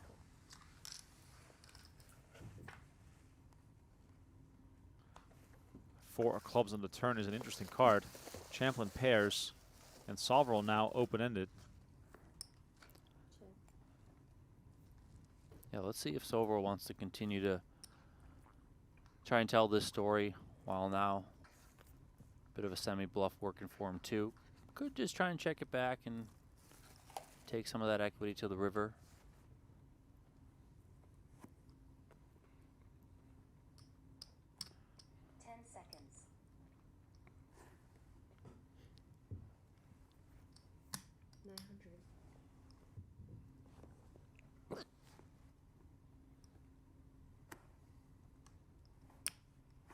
$900,000 here from Soverel, almost a pot-sized bet here, and we've learned already that Soverel, or excuse me, that Champlin is not a fan of folding, and looks like he's cutting it out again here, Donnie, to make Soverel's life miserable yet again. Yeah, just too good of a hand, too much equity here to fold against a player who can certainly be barreling off with nothing. And once again, and it's blind versus blind again. Again, yes. A flush for Champlin against Soverel. Wow. So Champlin gets there twice versus Soverel on the river, both times hitting his flush. And this is going to be a spot for Soverel should Champlin check. And Champlin now 400. I mean, leads very small. I mean, let's see how Soverel reads this, but this looks very blocky to me. So is he trying to see some sort of cheap showdown here? I have a 6 in my hand. You know, that blocks the 6-7s of the world. I mean, maybe some 6-2 suited as well, but, you know, 6-7 for sure with the straight. I have a spade as well. I block some flushes. I mean, Soverel could get creative here. I mean, whatever happens, this is already a disaster for Soverel. He had $6 million not too long ago.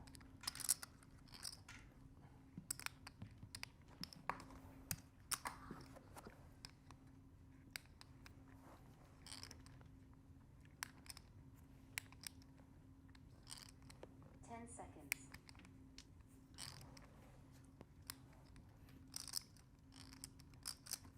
2.5. Oh my God, he does it. Soverel makes it 2.5 million. Or did he say 2.15? Yeah, I'm all in. And Champlin moves all in, and this is a disaster.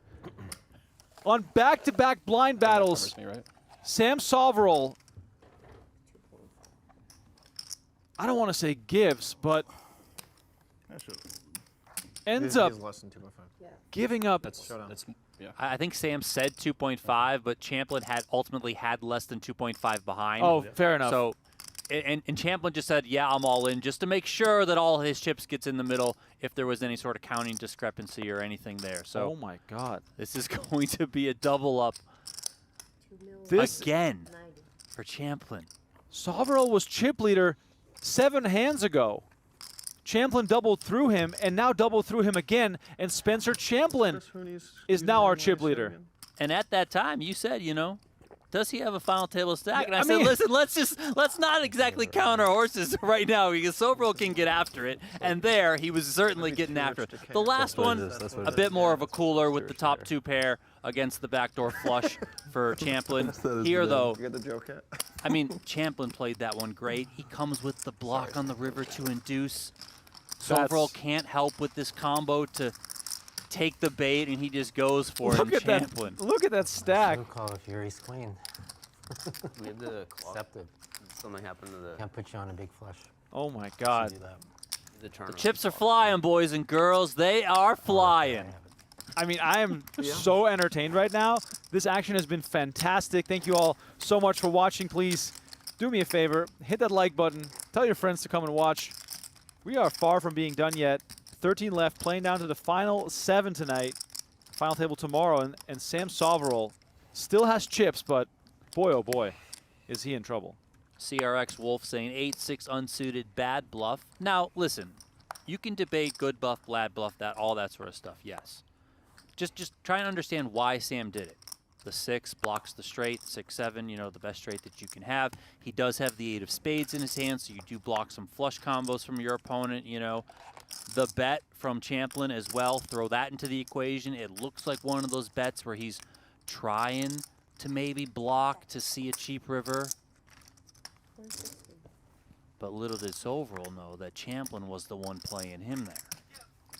But also, Donnie, Champlin makes a flush on the river 2 orbits in a row versus the same opponent with a hand that in the first hand featured an overbet on the turn, and on the second orbit, the second time they played this blind battle, featured basically a pot-sized bet. And in both cases, there was a real good case for Champlin to make that call, right? Yeah, I mean, listen, if in both those cases, yeah, I think it's key to point out that Champlin did have a pair to go along with the flush draw, because if he just had a naked flush draw and it's not the nut flush draw, or it's not a flush draw plus a straight draw, maybe he does fold to those larger sizings from Soverel. But having the pair plus flush draw combo, and we have to also include that he's up against an opponent who can be getting after it, right? So, like, you know, like, listen, this guy can just be on some airball bluff. So, not that I necessarily have the best hand, but if I have a pair along with my flush draw, you know, I got to be willing to just stand strong here and make the call. I mean, you got to tip your cap to Spencer Champlin.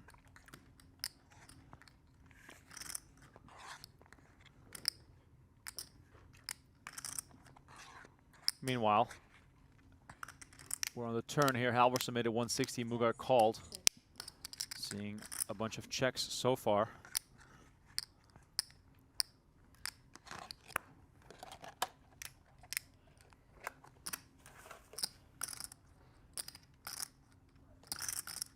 I think we could have certainly seen a lead.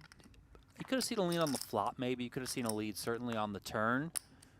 And the fact that Mugar did not lead, you know, it now does allow Halverson to get there. And I would not expect Mugar to want to put any chips now in with the way that this board has run out.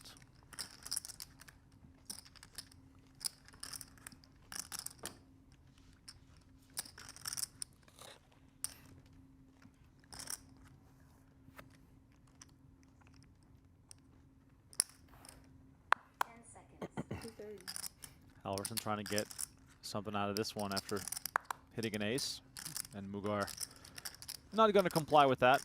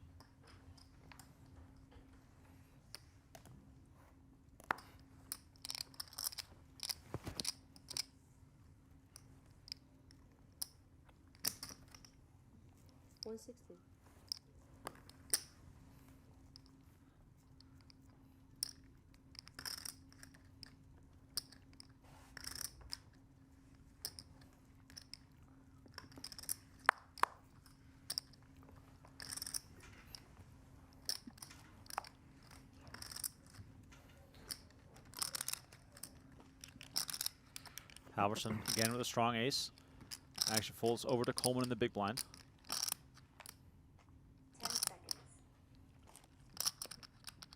10 seconds.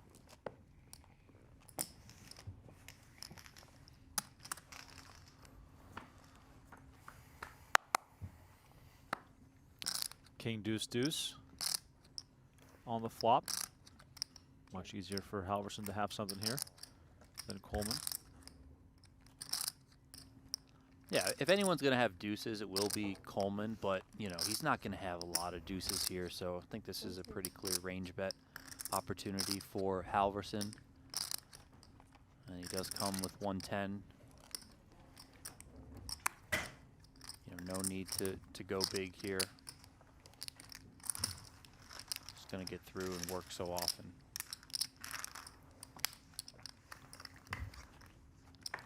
$5,300 buy-in in this tournament for those that did register on time. Got a little bit of a discount, $5,100, so $200 off.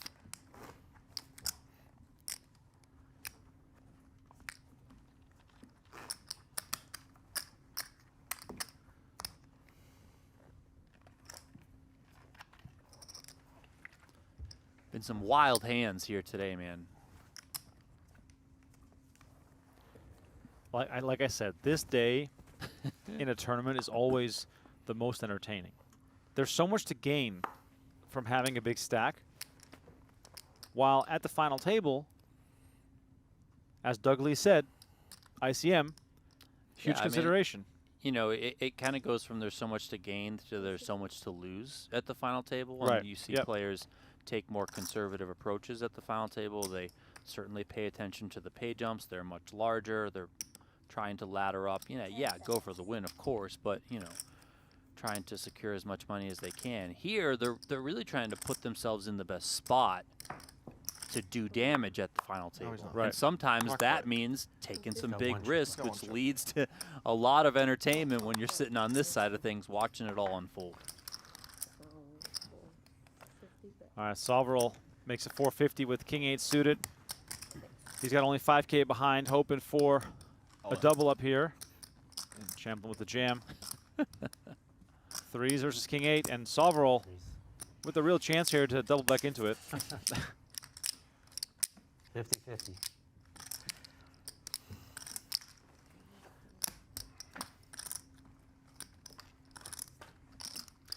All right, here come the flop. Jack 7-5. Soverel with some options here.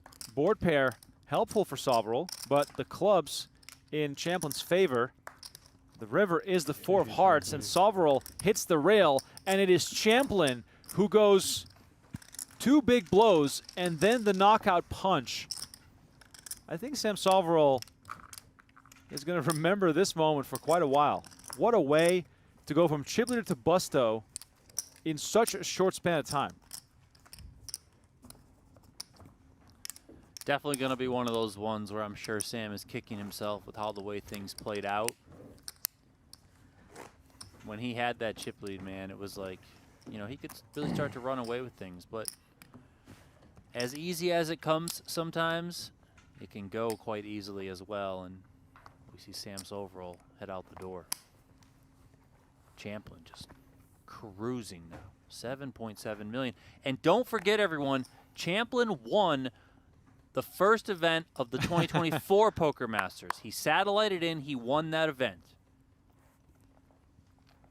And here he is, first event of this year's Poker Masters, looking to do it again.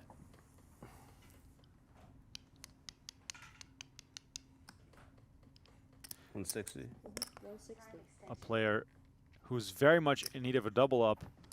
Mugar here with pocket jacks at the right time.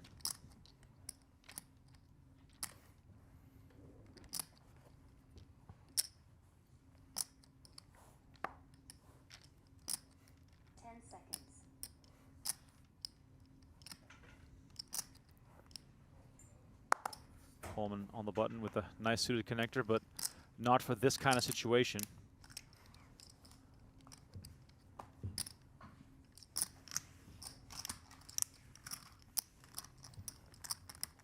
Going down to 7, right? What's that? 7 to 8. 6 is what I was 6? told. Yeah.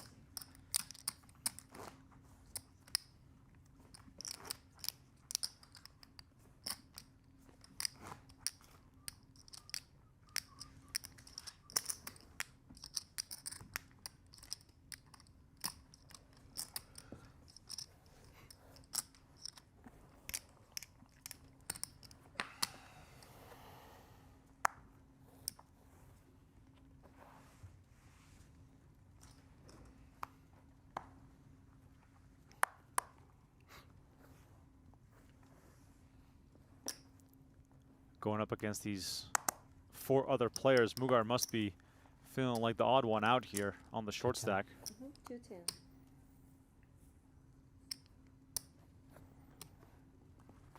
We're taking a break in 19, right?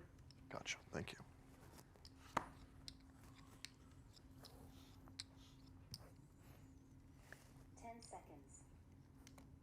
All in. All in. Halverson jam for 2.2 million. Gets it done.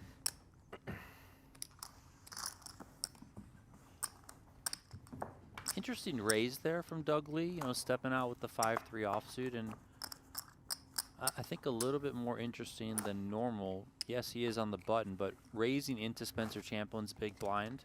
So they're full. A They're very all in, big huh? stack. You know, he could defend and ultimately bust you. So That's all he can do. That's what he does against me all the time. How else can I beat you? What? How else can I beat you? Yeah. When I 3-bet, you have base king, you go all in. I mean, I figure I got to do it first. Yep. You first.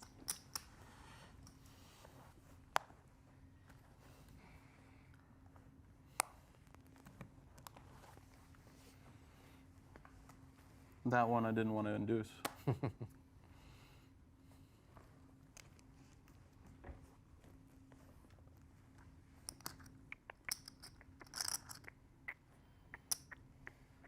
Obviously, everything changes when you go from a different table, eh? Like you lost 6 million in chips, right? In Happens. 30 minutes, Wow. right? Like Call.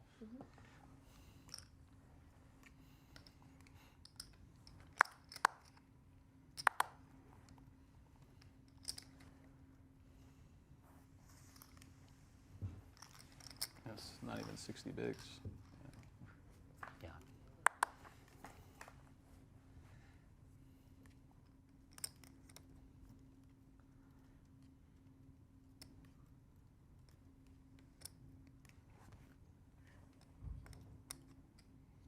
$80. 80.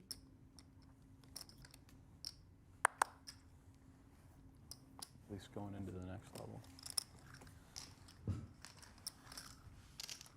Swing a game. So he was, yeah, he's chip leader, He decided to right? go for it against He's going for it. the guy who had a bluff. Decided to. All right, once again, a reminder here at this sweet promo that's running on Global Poker right now. Pay attention because there's a lot going on here. Heads will roll in Global Poker's Hydra tournament with this offer. Your first decapitation is free.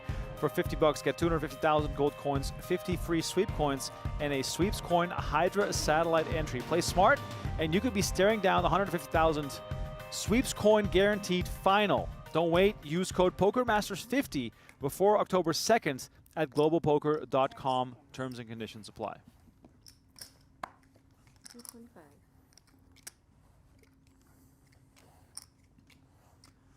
Ace king for Lee and kings for Champlin. Oh my God. And notice the raise size, Lee. You know, not your standard min open. Comes with almost just a straight 3x here. 10 seconds. This is all coming up Champlin right now. Wish you luck. I would expect to see something like 600, 650 from Champlin here, and then I can only imagine Doug's just going to put it in. We do see 650. Action back All card. in. Oh my God, Doug Lee, no hesitation, moves all in, and Champlin snaps it off. We got 5.5 million in the middle, and Spencer Champlin might be on his way Sorry. to a 10 Apologize million in chip advance. stack. Thank you. Black ace. I mean, this is a chip lead pot, because if Champlin loses, Lee would, I think, move ahead of him and be the chip leader then. Oh my God. All right, here comes the flop. Ace! Oh, ace in the window. Doug Lee Spades working. is 1 out away. Another one. Oh my God. It's just dead. Absolutely dead. And Doug You Lee need one. Two. with a massive blow to Champlin, who could have had 10 million, and now instead Doug Lee, all business here, like this is the most normal thing in the world. Up to 5.5 million, and he's our new chip leader with 11 left. This day has just been full of insane hands. Well, the emblem on the front of Doug Lee's shirt says it all. Superman Doug Lee, baby. Unbelievable. Satellite winner to champion. Should we start writing the headlines now? Bulletproof, baby. Doug Lee, baby. Doug Lee won a $560 satellite to get into this tournament. And here he is. Cracking kings with ace king, chip leader in the $1 Million Showcase. 1.675. I didn't want this anyway. He just won a $380 satellite to the PGT Venetian Las Vegas Classic and then finished third for $120K. A week ago, that happened.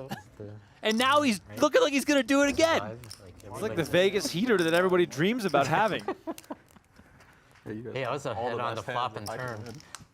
You rivered me. Well, that was a good move by you. It's very deceptive. Do you get extra PGT points if you satellite in? You should. get like a multiplier, right? There should be a multiplier. Played it excellent.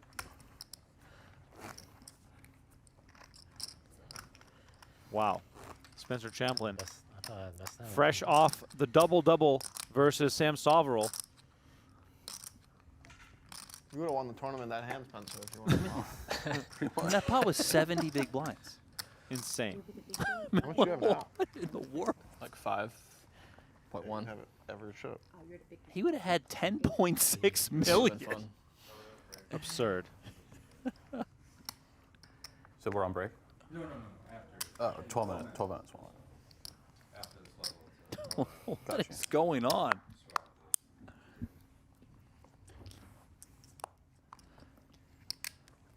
Doug freaking Lee is back, baby. He is back. He's so back. He needs to fire up the website again. Yeah, bring it back. But bring it back in the original state. Yeah, of course.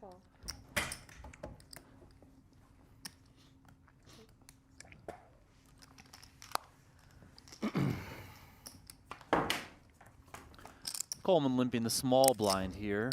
Doug Lee checking back.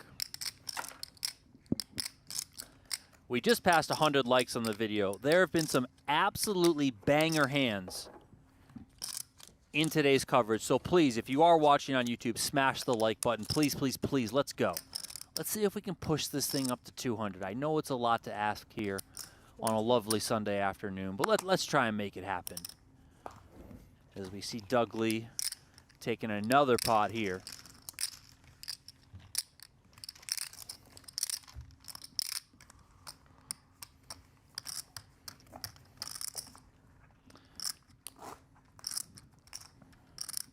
If you're in the chat on YouTube, let us know where you're watching from. Always love to see the locations where people are tuning in from. You're watching day 2 coverage of the Poker Masters $1 Million Showcase. This is a debut event at the Poker Masters. $5,300 buy-in, $1 million guaranteed in the prize pool. It had 2 starting flights. 35 players advanced to day 2. As you can see at the top of your screen, 11 players remain. First place, $270,000. I see Arizona, Puerto Rico, Michigan City, South Texas. Love to see the diversity in the locations. Don't forget to keep hitting that like button, people. Let's go. Push towards 200 likes on the video, please. Not that much to ask here today. Coleman, 175 on the button with the Queen 4 suited. Halverson's going to defend from the big blind. Ryan's tuning in from New York. Pleasure to have you, buddy. Ace King 10.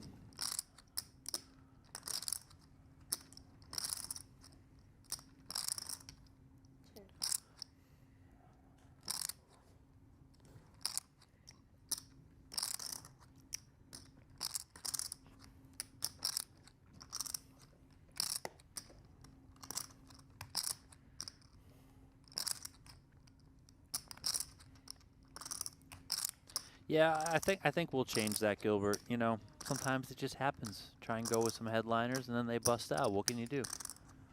190. 190 is the bet from Coleman. Not much doing there at all for Halverson, so he's out of the way.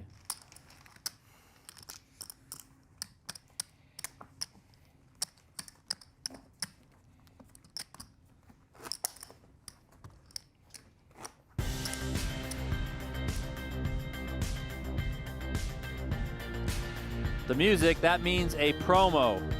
If you want to learn, you can learn from the best like that man on your screen, Stephen Chidwick. Octopi Poker is the place to do it. From casual players to elite pros, it's fun to use, it is affordable, and it is full of features. Head on over to Octopi Poker now and check it out. OctopiPoker.ai is the website. And when I say affordable, right now, through the end of the Poker Masters, Octopi Poker is celebrating its 2-year birthday with a special promotion on its annual plans, 20% off if you use the promo code MASTERS. Mooger here moving all in. Don't think he's going to get any action. Nope.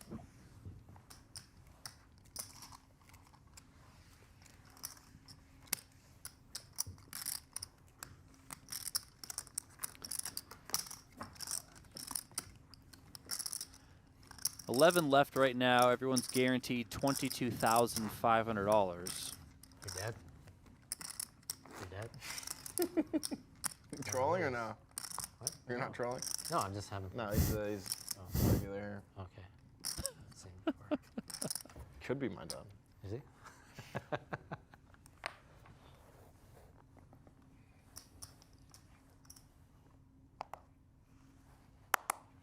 Someone's dad's here, I guess.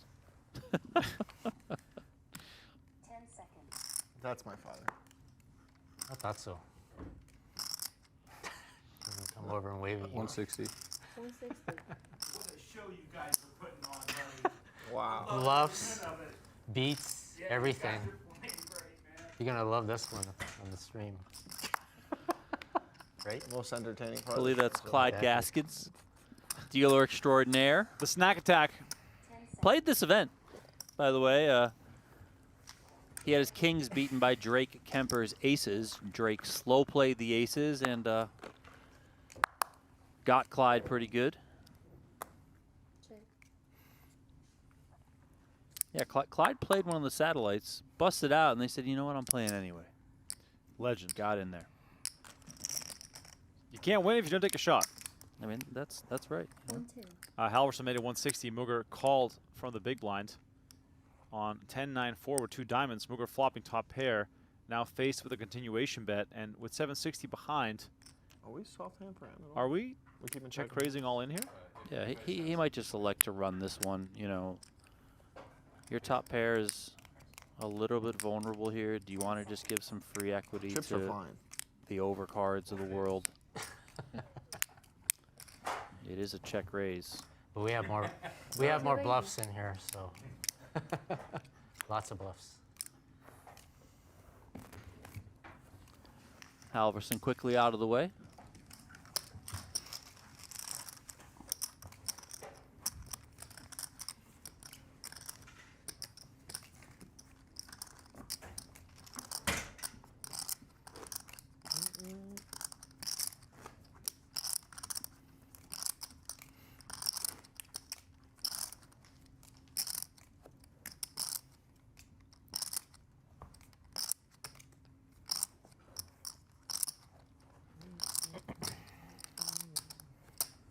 So Mooger, despite the short stack, holding his own very well here. Still, of course, would be happy with a double, but he's just maneuvering his way around.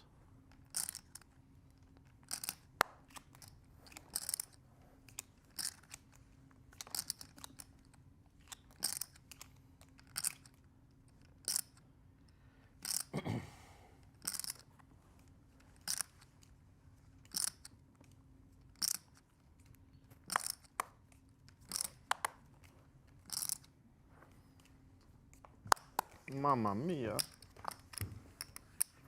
I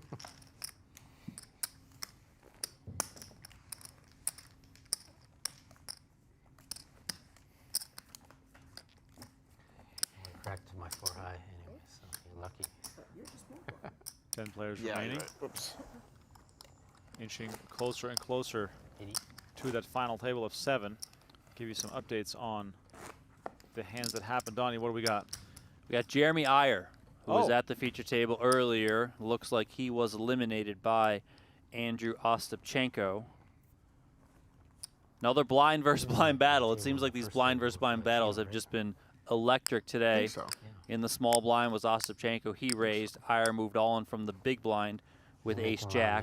Ostapchenko made the call with 2 10s. The 10s held up, and we lost Jeremy Iyer in 11th place, $22,500 for him. So 10 players remain. We got 5 here. We got 5 on the outer table.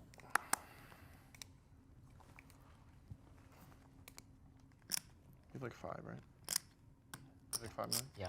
The outer table does include the aforementioned Andrew Ostapchenko. We still got Steven Song out there. We got Neil Warren out there. We got Andrew Lichtenberger, a.k.a. Lucky Chewy. And we have another satellite winner, Jim Agate, still doing it. He's been short most of the day, but he's still fighting, is Jim Agate. So 2 satellite winners still alive with 10 left, Doug Lee and Jim Agate. I love it. Absolutely love it. The dream's still alive. $270K up top for that 5K entry, or just for $500. Coleman and Lee now in a blind battle. Interesting hands here. The 4-3 and the 7-3. Yeah, I mean, Coleman's got enough to obviously limp, and I mean, he could even probably call a raise with this sort of hand. Flops very, very well here. Doug's got that 3 in hand, so open ender. He comes with 120. You know, Coleman probably feels like, with the way that Doug Lee plays, doesn't just want to like blow the pot out of position, even though you have a pretty good hand. I mean, Doug Lee is like, looks like he's just gonna snap act again, quickly reaching into his stack, reaching back into his stack. And back again. More chips, baby. Grab some yellows while you're at it, man. I was going to say, you're missing out on a color there.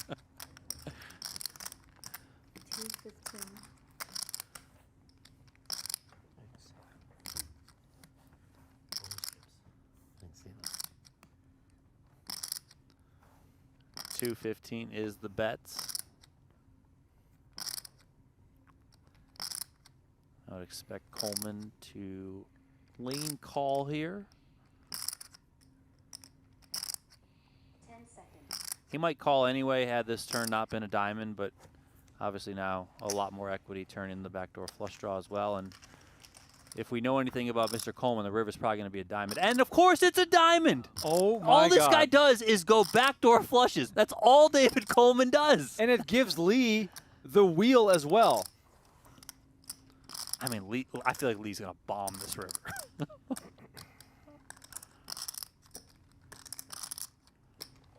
Okay, not as big as I thought. 375.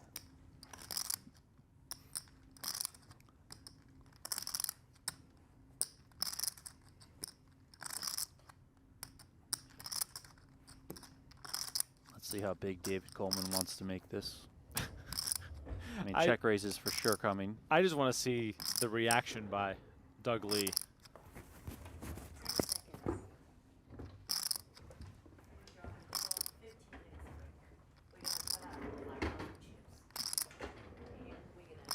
1.2. Check raise to 1.2 million.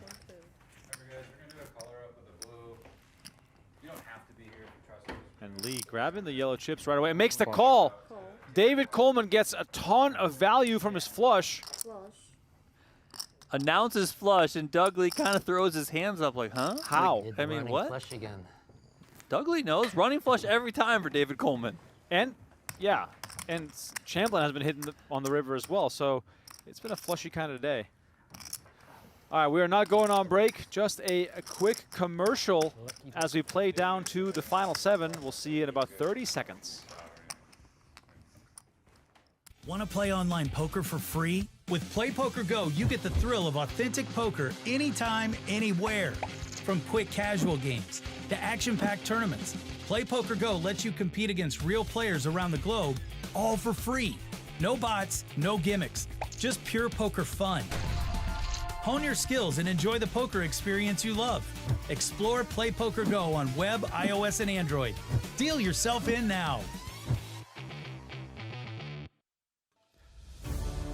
Right back to the action we go as we swap tables. Clyde, the snack attack, dealing here on the outer table. Spencer Champlin, Doug Lee, David Coleman are going to try and make their way to the final table with their big stacks as the others look to come back. And we've got some fresh faces here on the feature. Andrew Ostapchenko with the big stack, 4.4 million. Steven Song still going strong on 2.5. Neil Warren, Andrew Lichtenberger, and Jim Agate are satellite winner on the feature table with a million chips. We are down to 10 and playing down to the final 7. My name is Rem Korenko. My Donnie Peters in the booth with me. Stick around, enjoy the action as our satellite winner Jim Agate is all in with 7s. No, that's that extra 100K. I was thinking, you know, Bring you the fold. this table better bring it because that last table brought it, you know, with the play. And we walk into an all-in, so. I didn't have to think about it though. Now, there are considerably less chips at this table, Donnie. Yes. Like, it's not even funny. I think there was almost 20 million on the other table. I mean, Spencer Champlin had right around 5. Doug Lee had, I mean, before that last pot, he had a little bit over 5, I believe. Then he lost the pot. Coleman had 4.5 or 5. So, I mean, that's 15 million right there. It's crazy.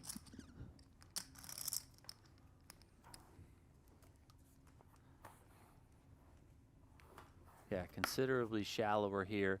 And do note that the player with the most chips, Andrew Ostapchenko, is one of the most aggressive, creative, I will also say unorthodox players that you will ever see in poker. So that could spark a lot of fun here. Lucky Chewy, of course, one of the most well-studied players, but also with the ability to read some souls here as Ostapchenko applies the pressure. And we might be watching the Ostapchenko show here, Donnie, because with his lead, he can afford to be very aggressive. Yeah, definitely. I mean, he's really going to try and lean on these guys as much as possible. It's going to be tough navigating for the player you just mentioned, Lucky Chewy, because he is directly out of position to Ostapchenko with that bigger stack. 10 players left, so we are converging quite nicely. We're getting close to that final table of 7. There is a pay jump from 10th to 9th. Everyone right now is guaranteed $22,500. The next spot, 9th place, $26,900.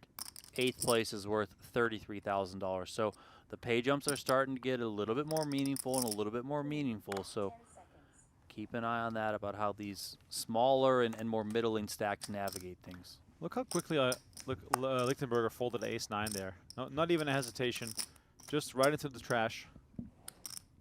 Yeah, he knows Warren is going to be in the upper part of his range off this stack size under the gun.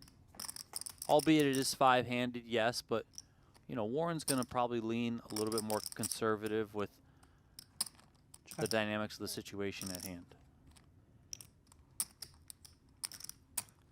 8-deuce-5. Warren with the ace high is going to continue here, and for Agate, it's a situation where you got to connect in some way to continue, and he does not. So it's going to cost him an extra 100,000.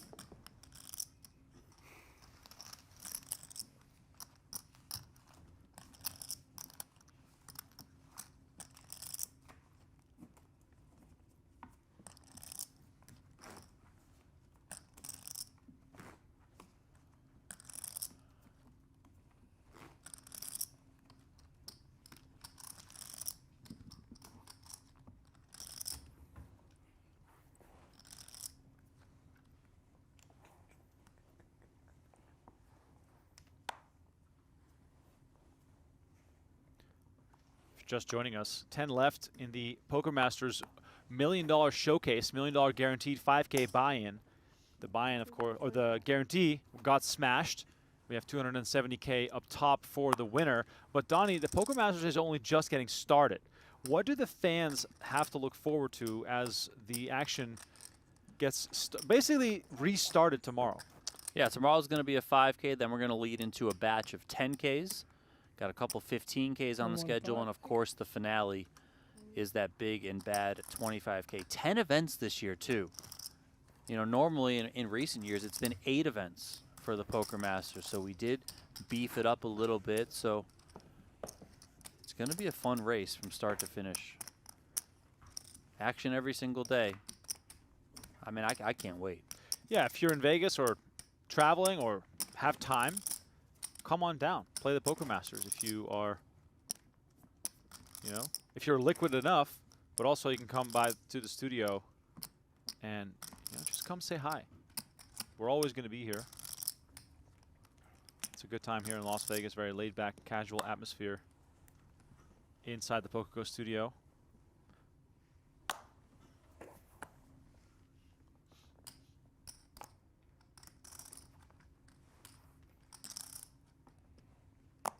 Agate is getting some hands here. Ace queen offsuit on the button. Now, Donnie, with a hand like ace queen offsuit, do you prefer to raise all in, or do you prefer to get raised all in if you min raise the button? I think you're more likely to jam the offsuit variety. I think it's certainly fine that hand to raise it and, you know, essentially induce maybe the small blind of the big blind, Warren or Lichtenberger to jam into you. It does benefit you in that spot that, you know, you're not having Ostapchenko, let's say, in the big blind who, you know, might make life difficult for you. 1.7. Should he defend and, you know, play it post flop. So I would say it's kind of a mix. I would have probably just raised there.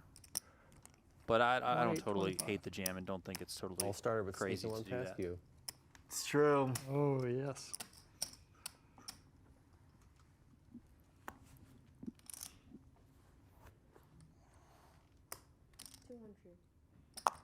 Suited ace for Song. Comes with the min raise. This would be too much.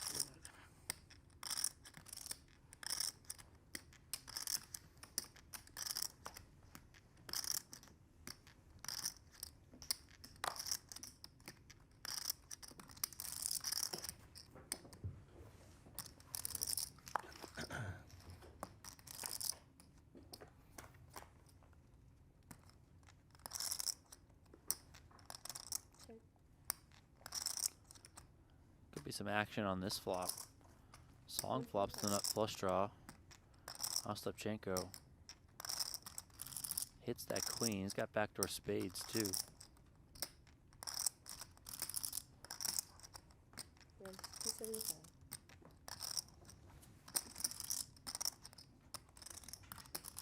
The problem for Song also is the fact that he knows there's quite a few shorter stacks going around. Yeah, so I think we'll see Song probably just call here in position. 10 seconds.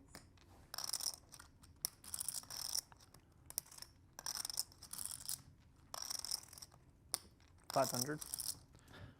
I was just about to say maybe he clicks it back because he's Steven Song and he's just so creative. But isn't this music to the ears of Ostapchenko?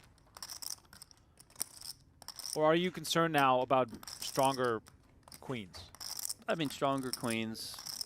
If anyone has aces or kings here, I think it's Song, right? So, you know, I don't think Ostapchenko needs to go too crazy, but, you know, he's certainly going to continue, not going to go anywhere. This is too good of a hand. 7 of diamonds on the turn. Action now on Song again. Do you take the free card here?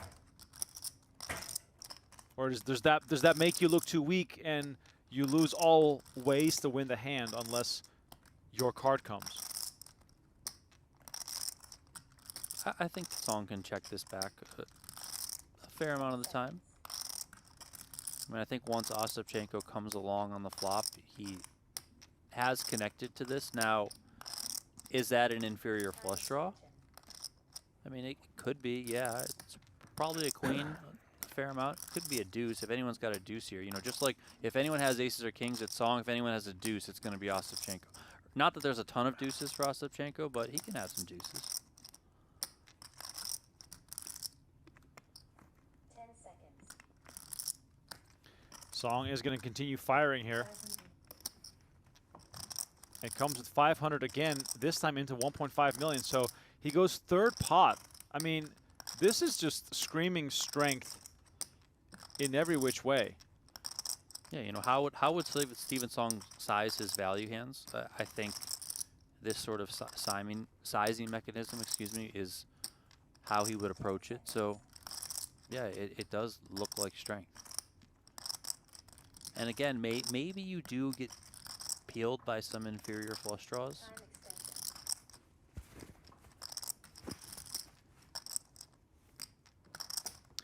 And Ostapchenko is going to make the call again. Now, Song knows that if his card doesn't come on the river, he's probably going to have to risk it all. But there's the club.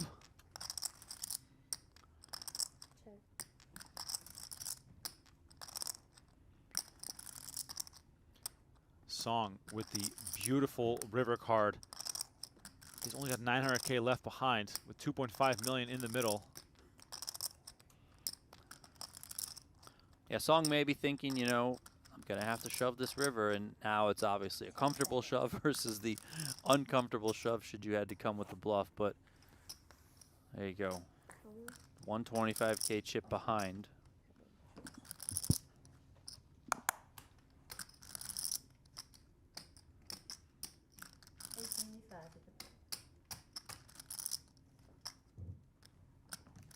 And Ostapchenko finally surrenders, but it cost him dearly as Steven Song is now our table captain.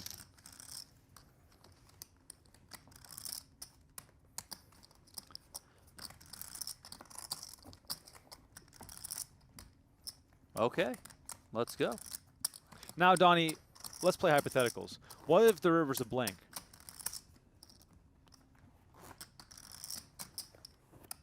We for sure see Ostapchenko think about it. I don't know where he lands. I think he probably lands on a call if it's not a club. You're really lucky. Look forward to seeing that. Definitely some interesting hands for the players to review ahead of tomorrow's final table. But of course, the question first is, are they going to make the final table? Queen? Better?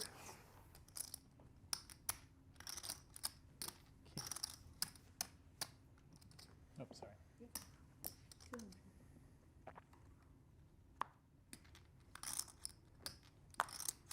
Warren makes it 200,000. Neil Warren, also no stranger to the studio. The most interesting man in the universe. Neil Warren. That's definitely true. He's got, what, like 5 degrees and a plethora of fancy jobs? Yeah. UC Berkeley, Harvard, UC Berkeley again, patent attorney, tech entrepreneur, teaching fellow at Harvard. I mean, the guy's done it all. I think also in his bio, if I remember correctly, pilot as well was in there. Right. Like, I mean, it's nonstop. He co-founded PhotoFlexer, which I'm unfamiliar of, but a startup that pioneered image editing and machine learning solutions. He probably plays piano really well. Partnered with Facebook, Google, and MySpace. Sure. I mean, of course. Yep.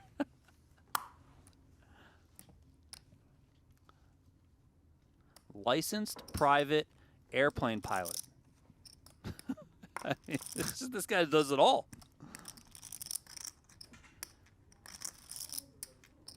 Attorney, renowned attorney that specialized in patent disputes and intellectual property. Sounds like we should hire him for PokerGo. Sounds like we can't afford him.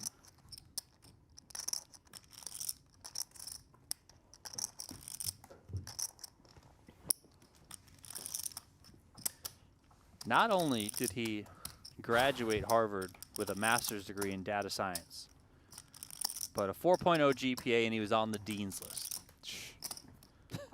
This guy's incredible. Overachiever. Try hard, right? Yeah, exactly. Try hard, yeah. And now he's trying to also steal the money of these poor children at the table. No, we love Neil Warren. Also, super, super nice guy. Very friendly, always willing to chat.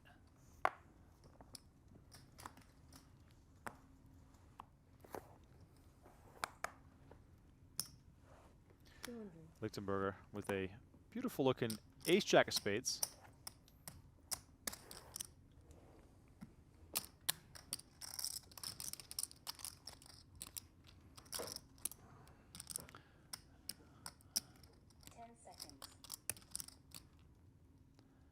Agate, send it in. There we go, pocket nines. And this is going to be a showdown because Lichtenberger with ace jack of spades surely is going to contend here. Let's see him. And there we go. Agate with nines, Lichtenberger with ace jack of spades. Classic. Indeed it is. And our satellite winner has the future Poker Hall of Famer covered. I'll say that. I think that Chewy belongs. Sure. Lichtenberger all in and at risk, but if Agate loses, he would only have 3 big blinds, so a very important pot for both. Flush. And not flush. All right, here it comes. 10, 3, 5. Pocket nines remain in the lead. No spades for Lichtenberger. Yeah. 7 of hearts on the turn. No help. River card 3 of diamonds, and that is it. Our satellite winner, Jim Agate, sends Andrew Lichtenberger to the rail, and we are down to the final 9. I've kind of priced myself as Lichtenberger collects his payout for 10th place, which is $22,500. The remaining 9 are guaranteed $29,900. So a little extra to play for right now. No, 2.8. It would have been like 2.8 in there if you shoved. Actually more. Closer to 4. Oh, this is a great table change for you, huh? Oh. I didn't think I'd like playing in here. Kind of got to reach over the thing. Yeah. It's a little bit different. But Yeah, it's sure working you're for you. used to it. It is. Is the one in Venetian similar to this? I would not know. Play there? I've never played on their stream, no. When you did the win one, is it similar with a higher thing? Yeah, the win was, yeah, the WPT. And I got look at this. The heater is real. Picks up ace king. 225.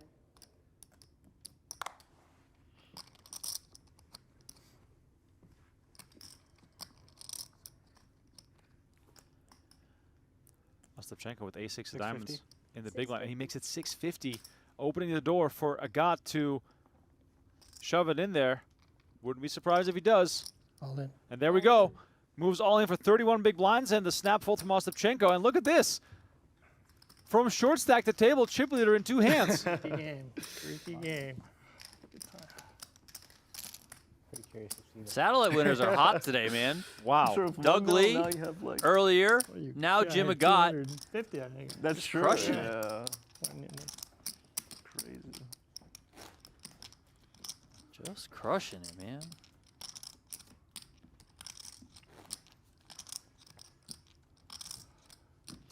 Gonna have to play more satellites if I can get hot like these guys. I mean, good lord. I mean, is the fact that you've won the satellite the omen that you're ready for the run? I hope so. Almost feels like it. You know? Okay, good. Now one of us can win.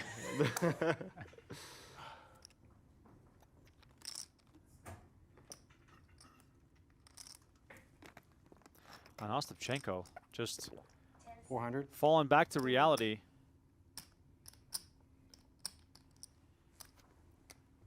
After being the chip leader when we started the stream at this table. And now he's just simply one of the guys. 10 seconds. Song in the big blind with ace-4. Donnie, are we just rejamming here? And he makes it 700. I mean, this is going to be fun. Four-handed with these two at the table, Song and Ostapchenko.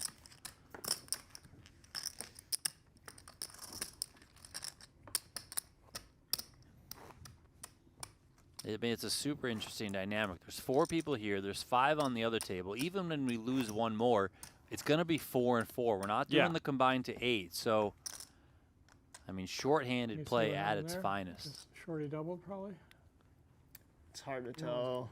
Or that one's getting up. I think Spence is doubling up someone, yeah. He double up Mitch, or looks like him. Definitely hard to tell.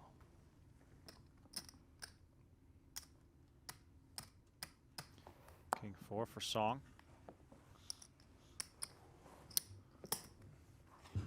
every pot's so meaningful, and with it being short-handed,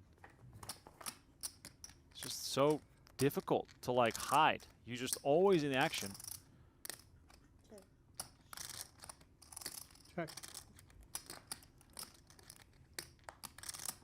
10 of spades on the turn. Both players with king high.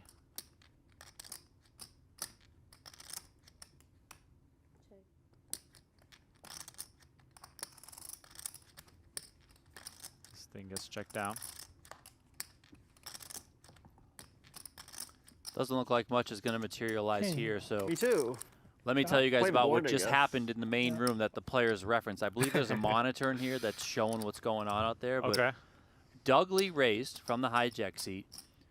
Mitchell Halverson 3-bet to 2.4 million from the cutoff. He left 75K behind. A big blind Spencer ante. Champlin Works for took me a too. time extension, thought through it, and then he moved all in for a little Wow. over 4 million. Lee got out of the way. Halverson calls it off with 2 And nines. coming in for Champlin's 300 on the got button. jacks.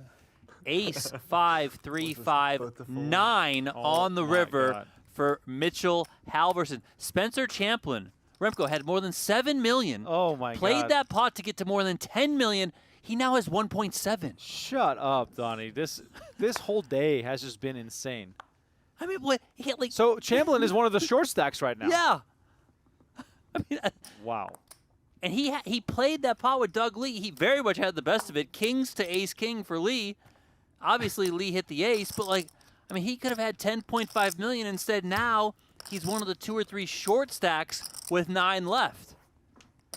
Mitchell Halverson wins that pot, and he's up over 5 million. I mean, it's no guarantees in this thing, none whatsoever.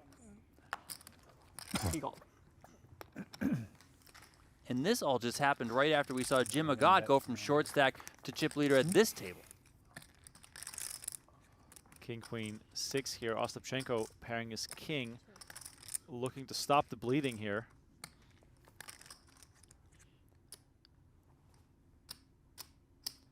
Ostapchenko has been sliding. He was up over 4 million not too long ago.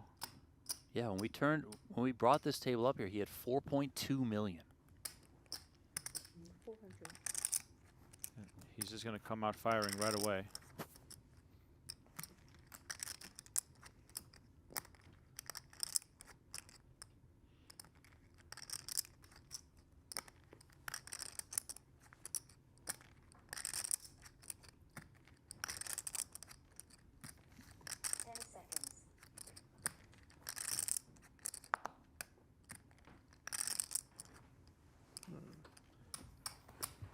Ostapchenko will be happy to just at least win some chips back. Yeah, sometimes when you're just, losing chips here and there, it's just good to finally pull one in. Absolutely. All right, time to let you all know again about one of our hot promos that we have here. True Classic and PokerGO are giving 15 players a shot at a 5K package to compete in a signature end-of-year event. Head to trueclassictees.com/TCPokerGO or scan the QR code on your screen to enter. That's trueclassictees.com/TCPokerGO. Tell your story and take your shot. Don't miss out. Give yourself a chance.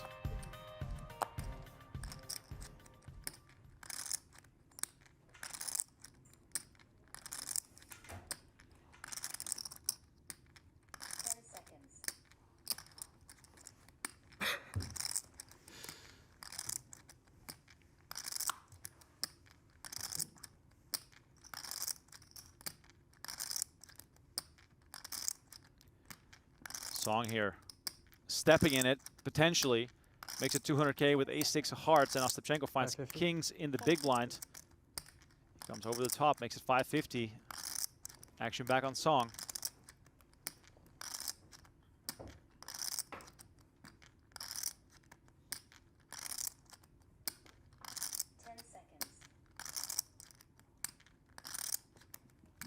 I mean, Song just saw Ostapchenko 3-bet from the big blind and then snap fold when Jim Agate put in the 4-bet jam, right? So he knows it's possible that Ostapchenko can get out of line from Right. the big blind.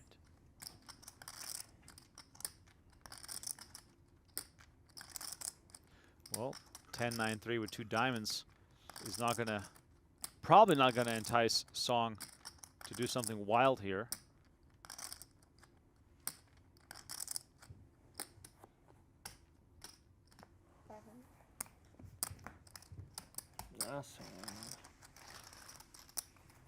No, I wish I 3-bet.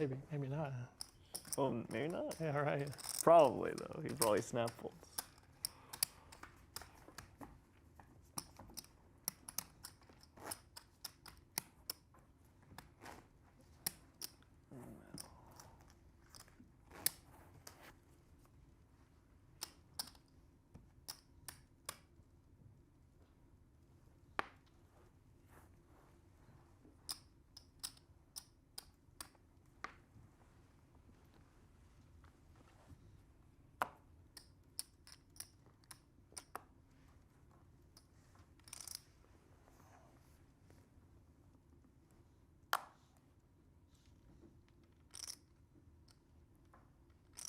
Six-five suited for Ostapchenko. 375. Back to a blind battle.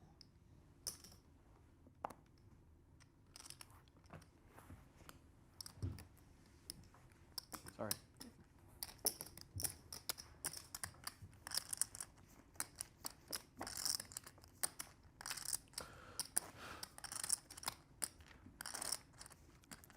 All right, people in the chat, please hit the like button, subscribe to the channel. Appreciate y'all hanging out on this Sunday evening. Let us know, who do you think is going to miss out on the final table from this this quartet? 5-handed play on the other table.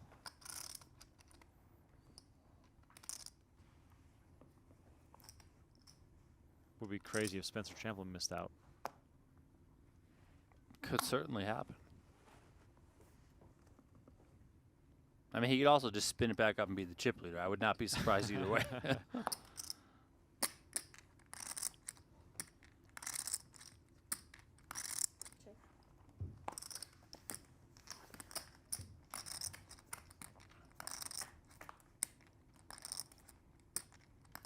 Queen 9 deuce. Rainbow flop. Opening it here for Agate.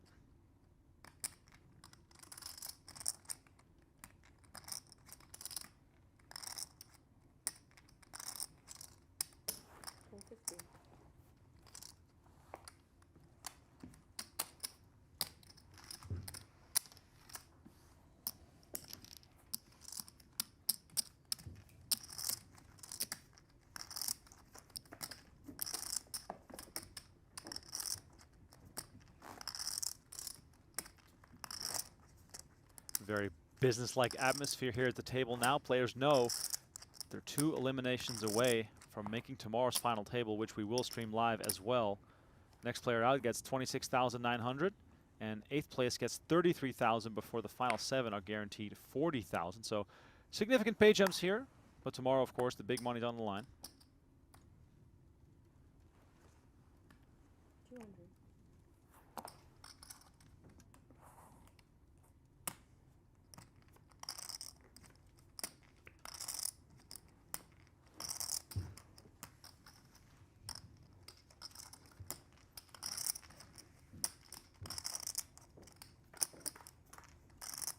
They don't ever balance 5 to 4 and bring them back. No, no. If anything, if we lose someone, they'll take someone from here Right. and bring them here. Yeah. But King 10-7 here. Yeah. Warren pairing his We're playing with each 7. other Ostapchenko with backdoor duration. spades. the duration of today.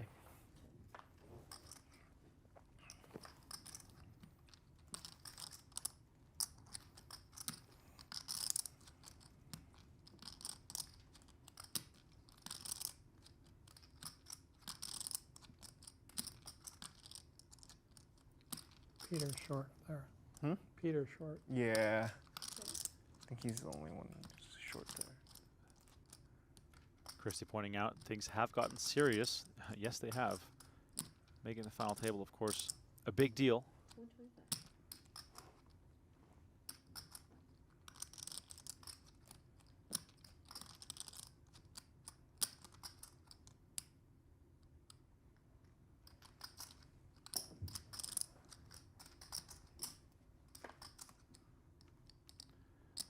Ace on the river after Warren called 125,000, and now Ostapchenko hitting the ace on the river.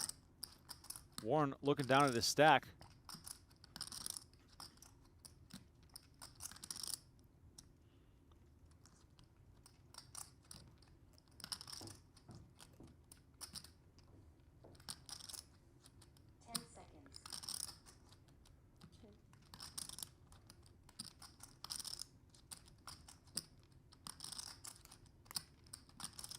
Warren does opt to check, and Ostapchenko here with a very well disguised rivered ace.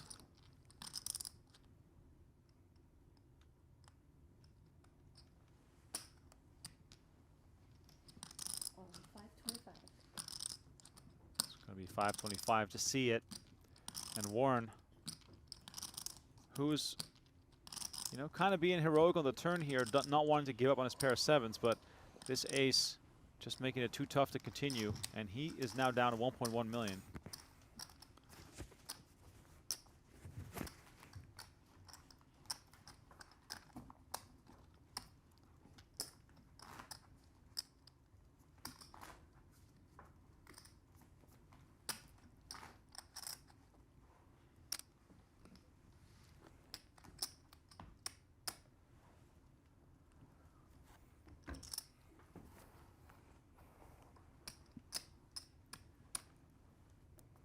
Warren on 11 big blinds, playing 50K, 100K. Tomorrow's final table at 1 p.m. Pacific time, 4 p.m. Eastern. Jeff Platt and Brent Hanks on the call for the $1 Million Showcase. You sure Brent Hanks is going to be on the call? Actually, I'm not sure Brent Hanks is going to be on the call. Maybe it's going to be Donnie Peters and Jeff Platt.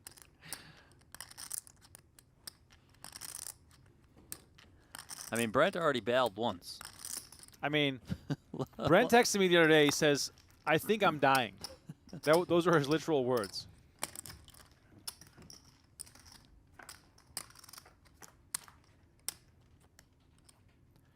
King 7-8.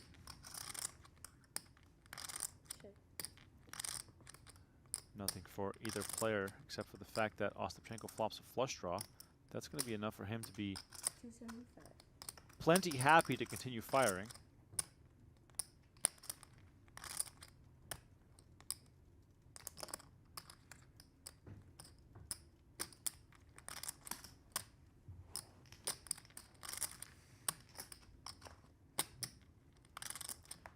Nine on the turn. Song now open-ended, but his chances are not looking too good.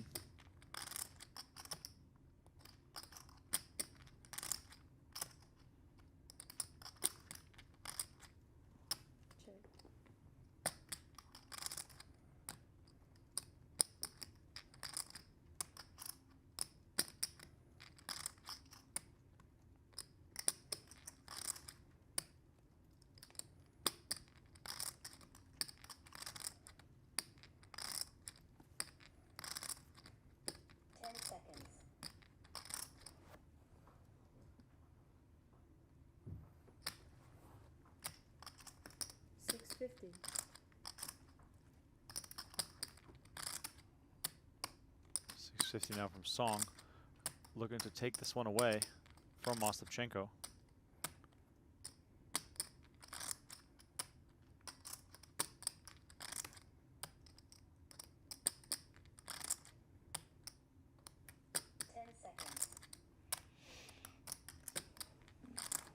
And look at that, Song gets it done. Jack high. Just the winner here. Double gut shot, of course. Missed the 10 there, but that, of course, also in the hands of Ostapchenko.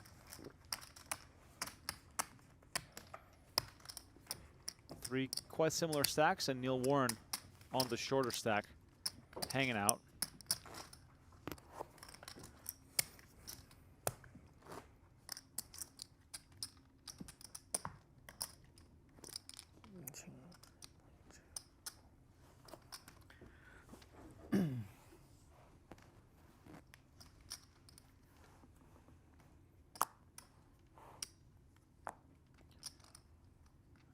Just joining us, playing out of 7. Table of 5 and a table of 4, which will be 2 tables of 4 after the next elimination.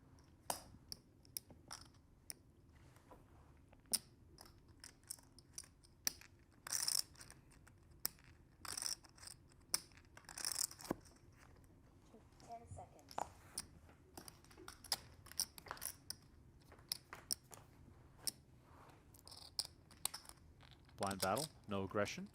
Ostapchenko hits a 6 and Song hits a 9. You never know in these blind battles how someone values middle pair. Sometimes it could make them sticky.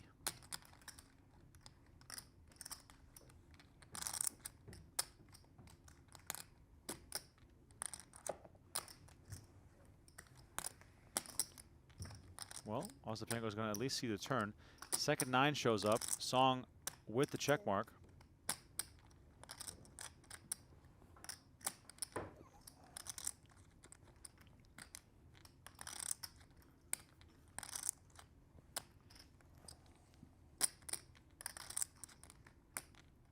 Song just continues to get the better of Ostapchenko. This is now their third clash.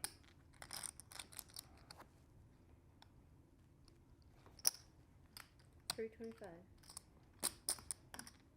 And a Song, of course, is just going to continue firing. And I mean, Ostapchenko with the second 9 popping up could still think that his 6 is good here. Yeah, I mean, of course, I don't expect him to fold here. I also don't expect him to raise this type of hand, you know, just come with a check call. And oh, baby. Second time today we've had quads. I know. Flopped with 3s and now with 9s. And this is just a disaster for Ostapchenko because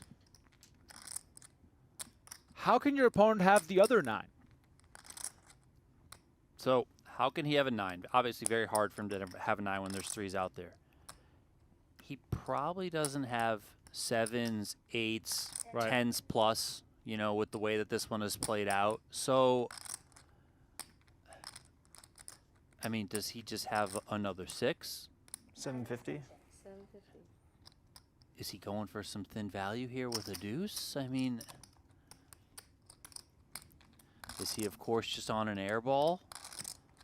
Trying to bluff this one? 750 from Song. What a spot for Ostapchenko. 10 seconds. And you unblock hearts. You unblock 7-8. Time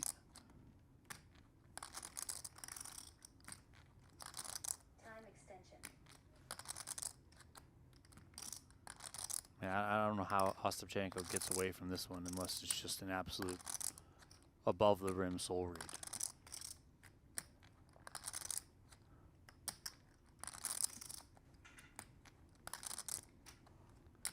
Wow, look Wow. at that. That is an insane fold. Ostapchenko folds the full house in an unraised pot blind battle.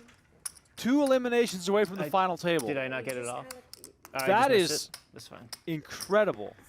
It's fine because I won the hand. It's about to. And that was a tremendous laydown there from Ostapchenko. Absolutely tremendous. You're like king high. Oh boy. When he watches this.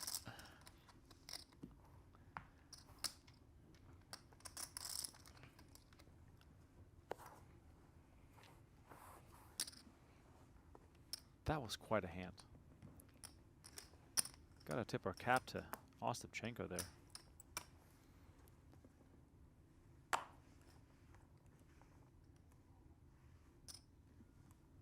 Nine, 7 of spades. Let's try again. 225.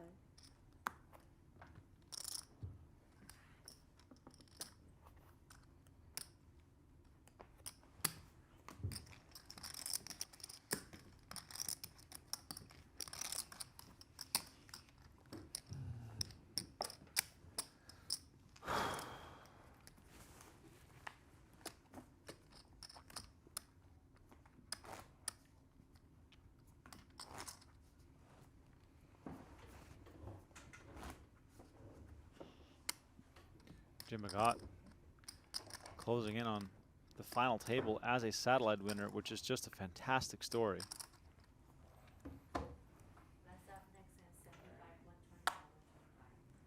And kings now for Ostapchenko. Might this be the ticket to get some money back?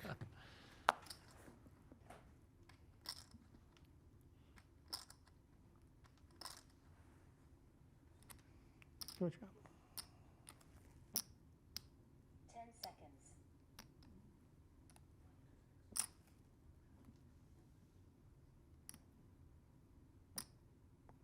750. Time extension. Uh-oh. Oh boy, Agate makes it 750. Warren will happily get out of the way, knocking him down to 850. Total chips. And Ostapchenko faced with a decision here. Do I want to try and play for it all pre-flop, or am I going to set some kind of trap?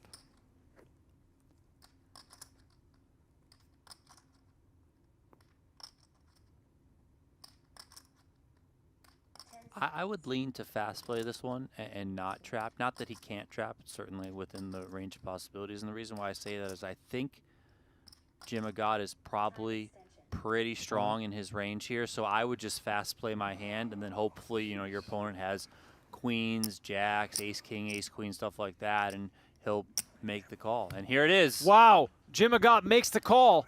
I knew it.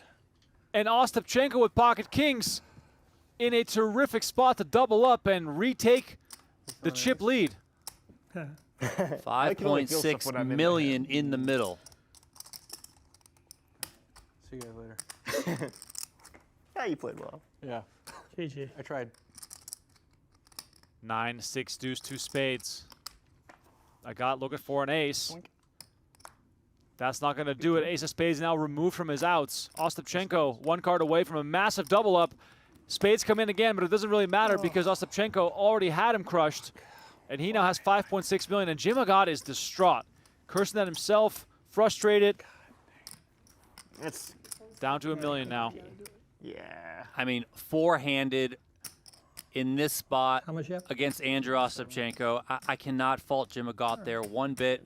Yeah, That's just a cooler. You know, ace queen, excuse me, versus 2 kings. What can you really do? I know it's going to sting if you're Jim Agate, but I don't think you can get away from that. Time extension too. You might have earned you the full double though.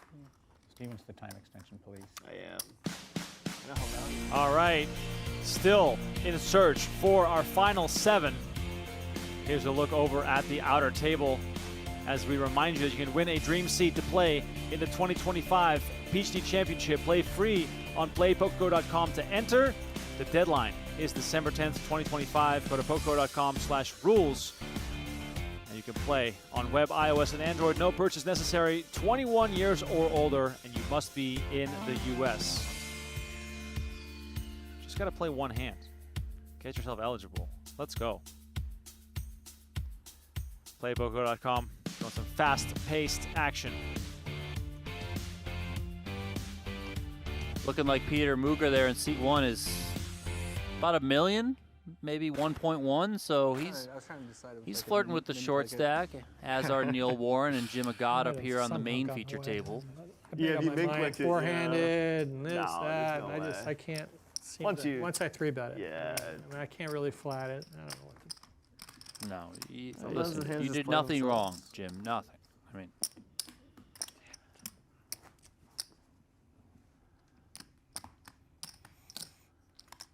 blinds are up this hand. Ignore that graphic at the top of your screen. They did announce it. 75, 125. So that definitely does affect Neil Warren, Jim Agate, most notably because they are the 2 short stacks here. And this is probably going to go in. Ace-9 suited. Looks like around $1 million. All in. Yep, all of it. All right, ace-9 suited. Ooh, The hand he this goes is with. close. Four-handed, as fast as the blinds are coming around. The blinds just went up. Might find a call here with the Jack-10. I mean, can you really keep waiting? Against a lot of hands, this hand's going to fare pretty well equity-wise, so I don't totally hate it if Neil Warren puts his money in here, and I think that I myself would, in fact, go with this one. Neil Warren holding all of his remaining chips so easily in one hand, showing how desperately he needs that double up. Also, of course, aware of the fact that 10 seconds. multiple pay jumps looming. Will there be better spots? Is this true? That's Chewy's, yeah. 2 hands from now, he'll be back in the blinds, costing him $250,000. But he is not going to go with the Jack-10 suited. Oh, shit, sorry. Agate looking to pick this one up, and there's a lot of chips for him to grab, and he does it. So Nice pickup for I him. would have folded your shove too. I think we got to wait and see that one. Yeah. I had a very good shoving hand and not a very good calling hand. Me too. Uh, Me too. Had a good limp re-raise hand. Oh, yeah. yeah. Actually, I did okay. I saw it. Full folded the jam. Yeah.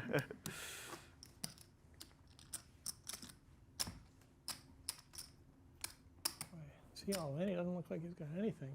Yeah, he's short. They're looking at a feed of the other table. We'll try to give you guys updates as we receive them. 10 seconds. 2 eliminations away from the final table of the $1 Million Showcase here at the 2025 Poker Masters. 10 seconds.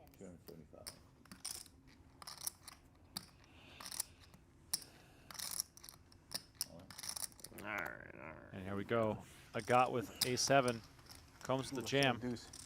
Head right through there. I should just jam myself. And you snap Calling. I'm calling. You're calling? And just like that, Yeah, but I run pretty good. Agate Yeah. wins I back-to-back see hands. 5, And you know. he's got some wiggle room again.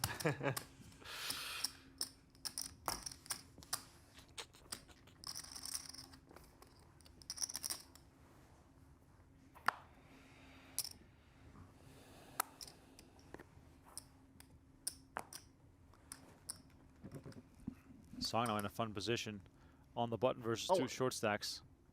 He's immediately going to make use of that. Here we go again. Oh, there it is. Agate's going to call with ace-10 suited. It's bad for me. Warren happy to get out of the way. 2 live ones. 60-40, more or less. Me too. Oh, yeah. There are probably a number of Yeah. hands you'd rather see. Oh, for sure. But All right, so here's our next all-in showdown. Our short stack is out in front. And on queen, queen, deuce, it's going to stay that way. Song looking for a king or a 4. It's not there, and Jim Agate wins 3 hands in a row, including a double up, and he is right back to where he started. And meanwhile, on the outer feature table in the main studio room, Peter Muger has been moving all in, I'm told, that he's gotten 3 shoves through. Wow. So on the same page as Jim Agate, Yeah. basically. He's approaching 2 million himself. I'll take it. do you want to help him with change? Not saying you're going to fold this hand necessarily, but Not a lot of folding right now. would you have won on that board? No, Queen, queen, deuce, 7-9. No. I don't think so. But I didn't have You any. weren't calling anyway. Oh, I think I had 6 deuce. Actually, I think I may have won. Wow, you beat us. You beat us both. Yeah.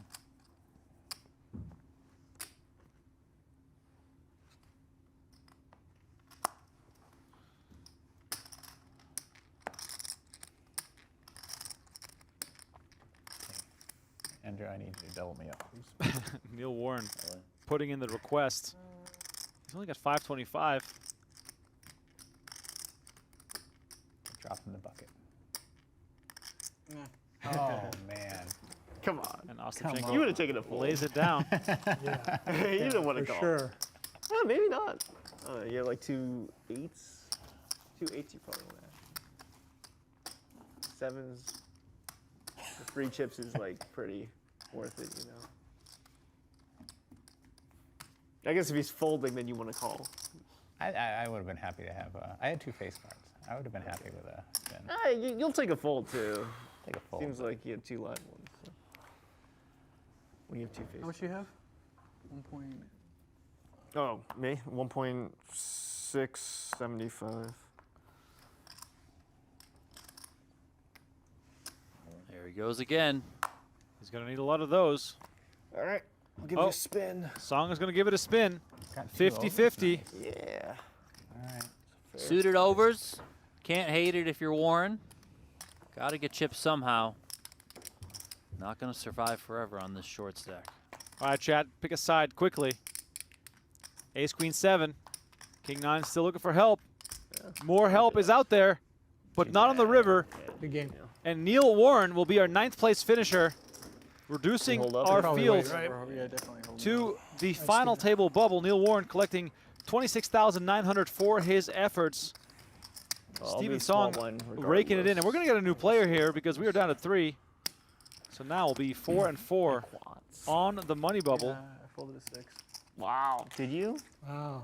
This is an interesting draw because Wow. I was wondering. That's going to I be a think good there's watch. one short stack, Because Peter I was Mooger thinking out if you there, have or 6, some you call bigger it stacks. Right. So it's like depending on who comes over here, could kind of shift the dynamics of Probably the situation. So Probably the right we'll call, 'cause see he who we has all the get. pairs, right? Well, no, it's Forget a limp check. Oh, wait. I thought you raised. No, no. Oh, wow. Steve Song wow, in wow, shock. wow, You weren't scared we'd chop? At the fold that Ostapchenko I was just a made. little bit. That's why I thought about it. I would always bet a 6 probably, but that's a 6 fold. I don't think you can though. 'Cause I have traps. I mean, sure, but I can't just check every. All right, we're moving a player to our feature table as we'll play four-handed on 2 tables to get us down to the final 7. Here's a look at the upcoming PGT schedule. There's satellites for the PLO series, satellite for SHRB PLO, 10K buy-in, 100K for the main, and then NABT Las Vegas right around the corner, followed up by the PGT Texas PLO Roundup. So lots of action to look forward to. If you need the points, book your travel. Get in the mix because the PGT Championship is right around the corner. It's going to be a October fun. 13th, that's satellite. Yeah. We've seen what people with satellites can do. Yep. So if you like PLO, you want to take a shot, Aria Poker Room, October 13th, $560 satellite. 10 seconds. We did get the short stack, Peter Mooger, and we walk right into an all-in. Like you're not folding ace or king high on the turn. Or maybe some king highs, but like, you know. No, I don't think I'm folding a lot. But I thought you would shut down with a lot of your bluffs on the river. That's fair.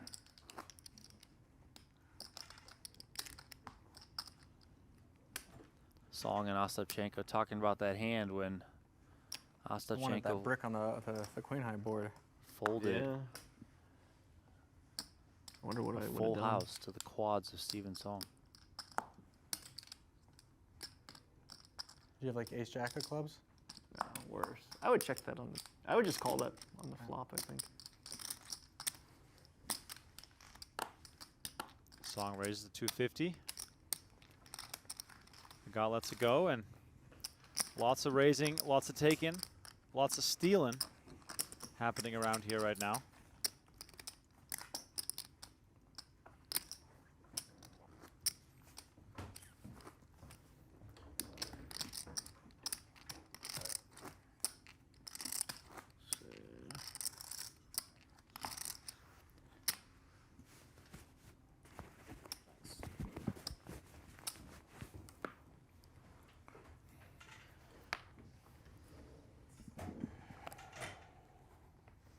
I almost shoved when you made 550. Derek That was a Monroe shit said he flop. never heard of 7 max, must be new. All the tournaments on the PGT If I shove. are 7 max. Now at times, like in this tournament, we might start the Give me a little tournament bigger. Maybe over 8-handed there, short. due to Folded pre. size of the Yeah, field and the 550. capacity here at the I'm a PokerGO sucker for the studio, but price. 2.5. as soon as we can, 16, we'll 17 shift maybe. things to 7-handed. The PGT Venetian Las Vegas Classic over at Venetian, that was 7-handed throughout. So It's fun. keeps the action a little bit more fast and furious. Certainly love the leg room at the table Oh, that, yeah. that you benefit from. Thank you. I guess we're not playing hand for hand. That's kind of weird. We're monitoring because we can see both. We have the monitor. Okay, so soft hand for hand if one table's ahead. Yet. Huh? It's not even soft hand for hand yet. But we're monitoring as soon as we see each table, either of the tables are scoring, we're gonna either go soft or hard. Okay, sure. Nobody's But scoring at this moment, but we're monitoring. So if someone gets 3 or 4 hands ahead, they'll. yeah, but when if they play like 3 river hands, we play like 5 hands. Like, or like, if they play like 2 hands to the river, we can play like 5 or 6 hands, right? Like, and no one's stalling, but I see what you're saying, but we're watching it right now. And, sure. I've seen the Aria staff this operate in doesn't really situations matter like too this. much. That floor man that they were talking to, that's Nikolai. They got Lance out there as well. They literally probably have pad and pen in hand. They are tracking the hands. So if it starts to get off, yes, they will adjust things, possibly go to soft hand for hand, possibly go to hand for hand if necessary. But as long as it stays the same pace, they'll just allow it to play out naturally. But they are very much on top of things. Have seen it before. 1.5. 4. Oh, yeah. Oh, yeah. 1.5. Yep.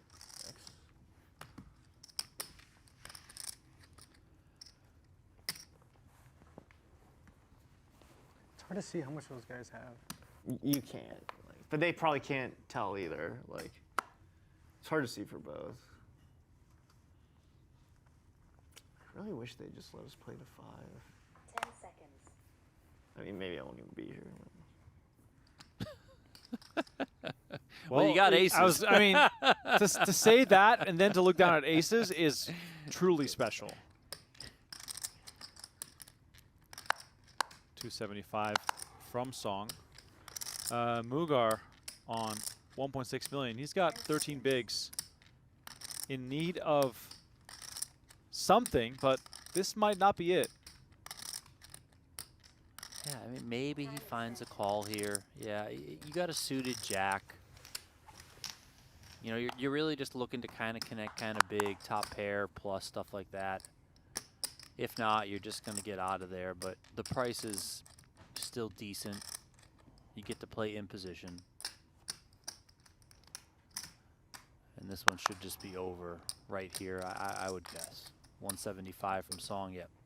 Mugar just puts it into the muck quickly. Shows the aces. Oh, wow. It's the first one of the day. I do need one extension for that. Song now. First one of the day. Up to 4 million.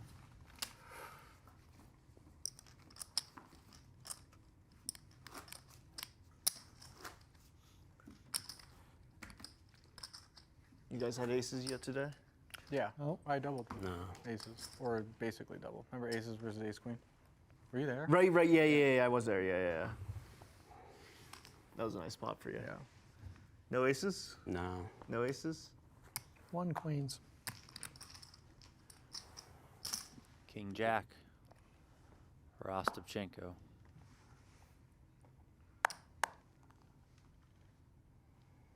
Trying to think of the Olympics. All right.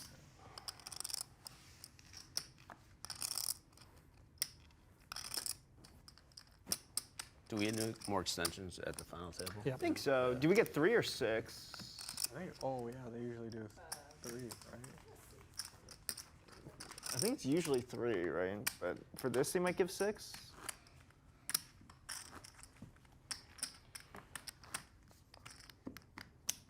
Use of fucking all of them, huh? Yeah. How much do you have? 6. Oh, you got plenty. I have plenty too, yeah. I mean, most people are probably like down to none. Yeah, when we make the final table, we're gonna 6 more. 6 more? Thanks. 250. Ace Jack suited. The big hands keep on coming for Song. Four-handed play is just hard to wrap my head around. Ostapchenko with ace queen. This could get like spicy. 3.8 or something. 3.9, 4. All in? Wow. Ostapchenko with the jam. Oh, man. Four-handed. For Song's tournament life, Donnie. I mean, you hate it, but you can't call this off. There's just your stack. I think is too valuable. Time extension.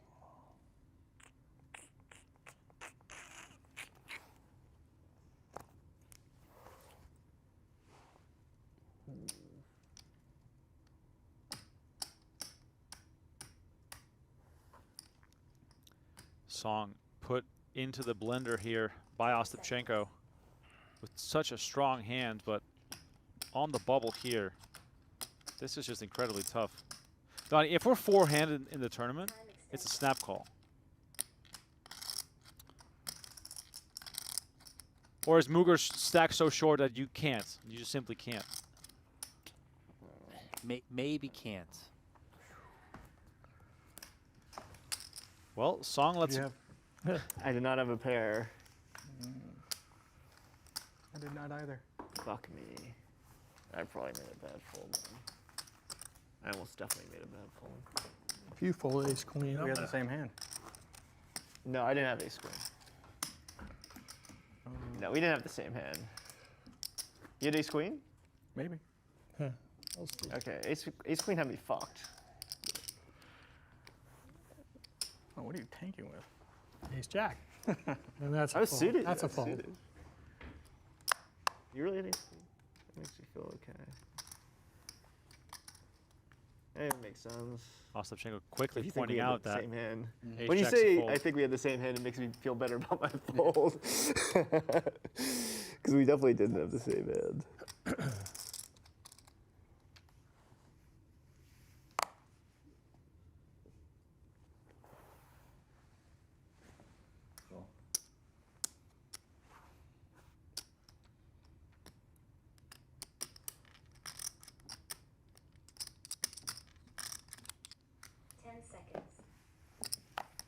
Song has little interest in clashing with Ostapchenko at this stage of the tournament.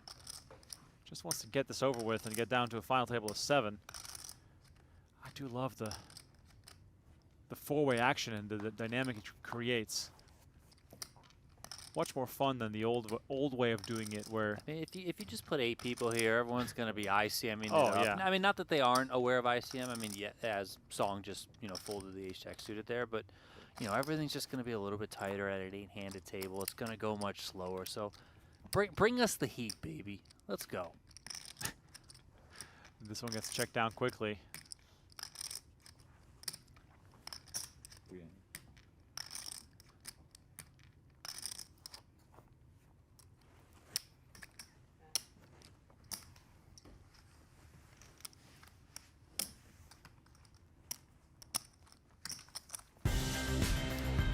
All right, music still blasting here as we are on the official final table bubble.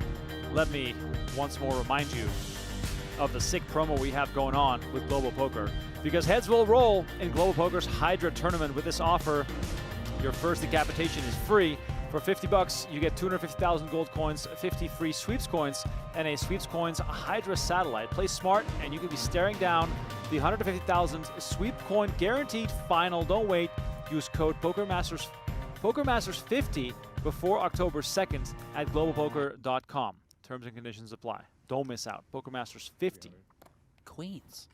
I mean, how many hands is this guy going to get? All the hands. And Ace Mugar four. with ace 4. Oh, boy.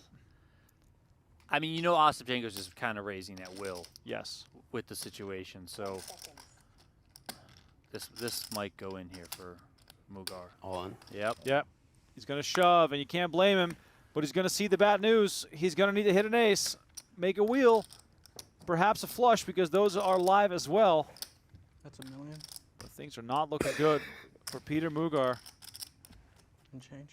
Andrew Ostapchenko looking to burst the final table bubble, and this is looking very good for pocket queens. 7 on the turn, no help, and a 3 on the river, and that's going to do it. Peter Mugar is going to be our final table bubble boy, collecting $33,000 for his 8th place finish. And Jim Agate collecting the fist bumps as the satellite winner makes his way to the final table, guaranteeing himself $40,000 for his efforts. But of course, there's tons more to play for at tomorrow's final table. In other buy-ins, I'd fucking call it off. Here, I try to be a little more responsible. Yeah. If All right, first is final like table is set. 27K, I'm fucking in there. The guys are Here, I'm stoked just to trying make to it. Steven Song and Rossitto will be among the favorites heading into tomorrow. 1, 2, 3, looking at the chip counts, Ostapchenko is our chip leader with 7.1 million. David Coleman just shy of 7 million in second. Then Doug Lee, Spencer Champlin, Steven Song, Jim Agate, Mitchell Halverson, and Kai Nicholls. Those are our finalists. Excuse me, Mitchell Halverson, the short stack with 2.8 million. We got a lot of action still to come. Thank you so much for tuning in to the $1 million showcase, day 2 of the Poker Masters. Come back tomorrow at 1 p.m. Pacific time for the conclusion of this epic event. For now, my name is Remco Rinkema. Donnie Peters joined me in the booth. Thank you all so much for watching. If you enjoyed the show, please like the video, and we'll see you tomorrow.